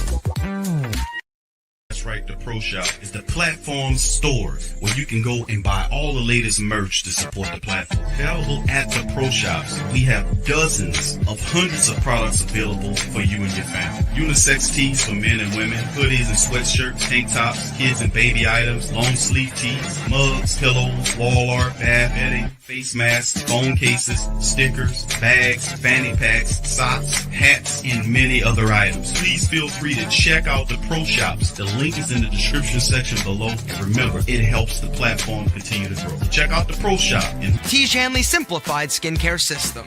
Here's how it works. Go to Tiege.com, pick your system, and get handsome. 3 simple steps. Wash, scrub, and moisturize. It's that simple. Guys, go to Tiege.com and get started today. To be a therapist, in my opinion, is one of the most humbling things ever. A platform like BetterHelp is very important because it allows access to affordable mental health care.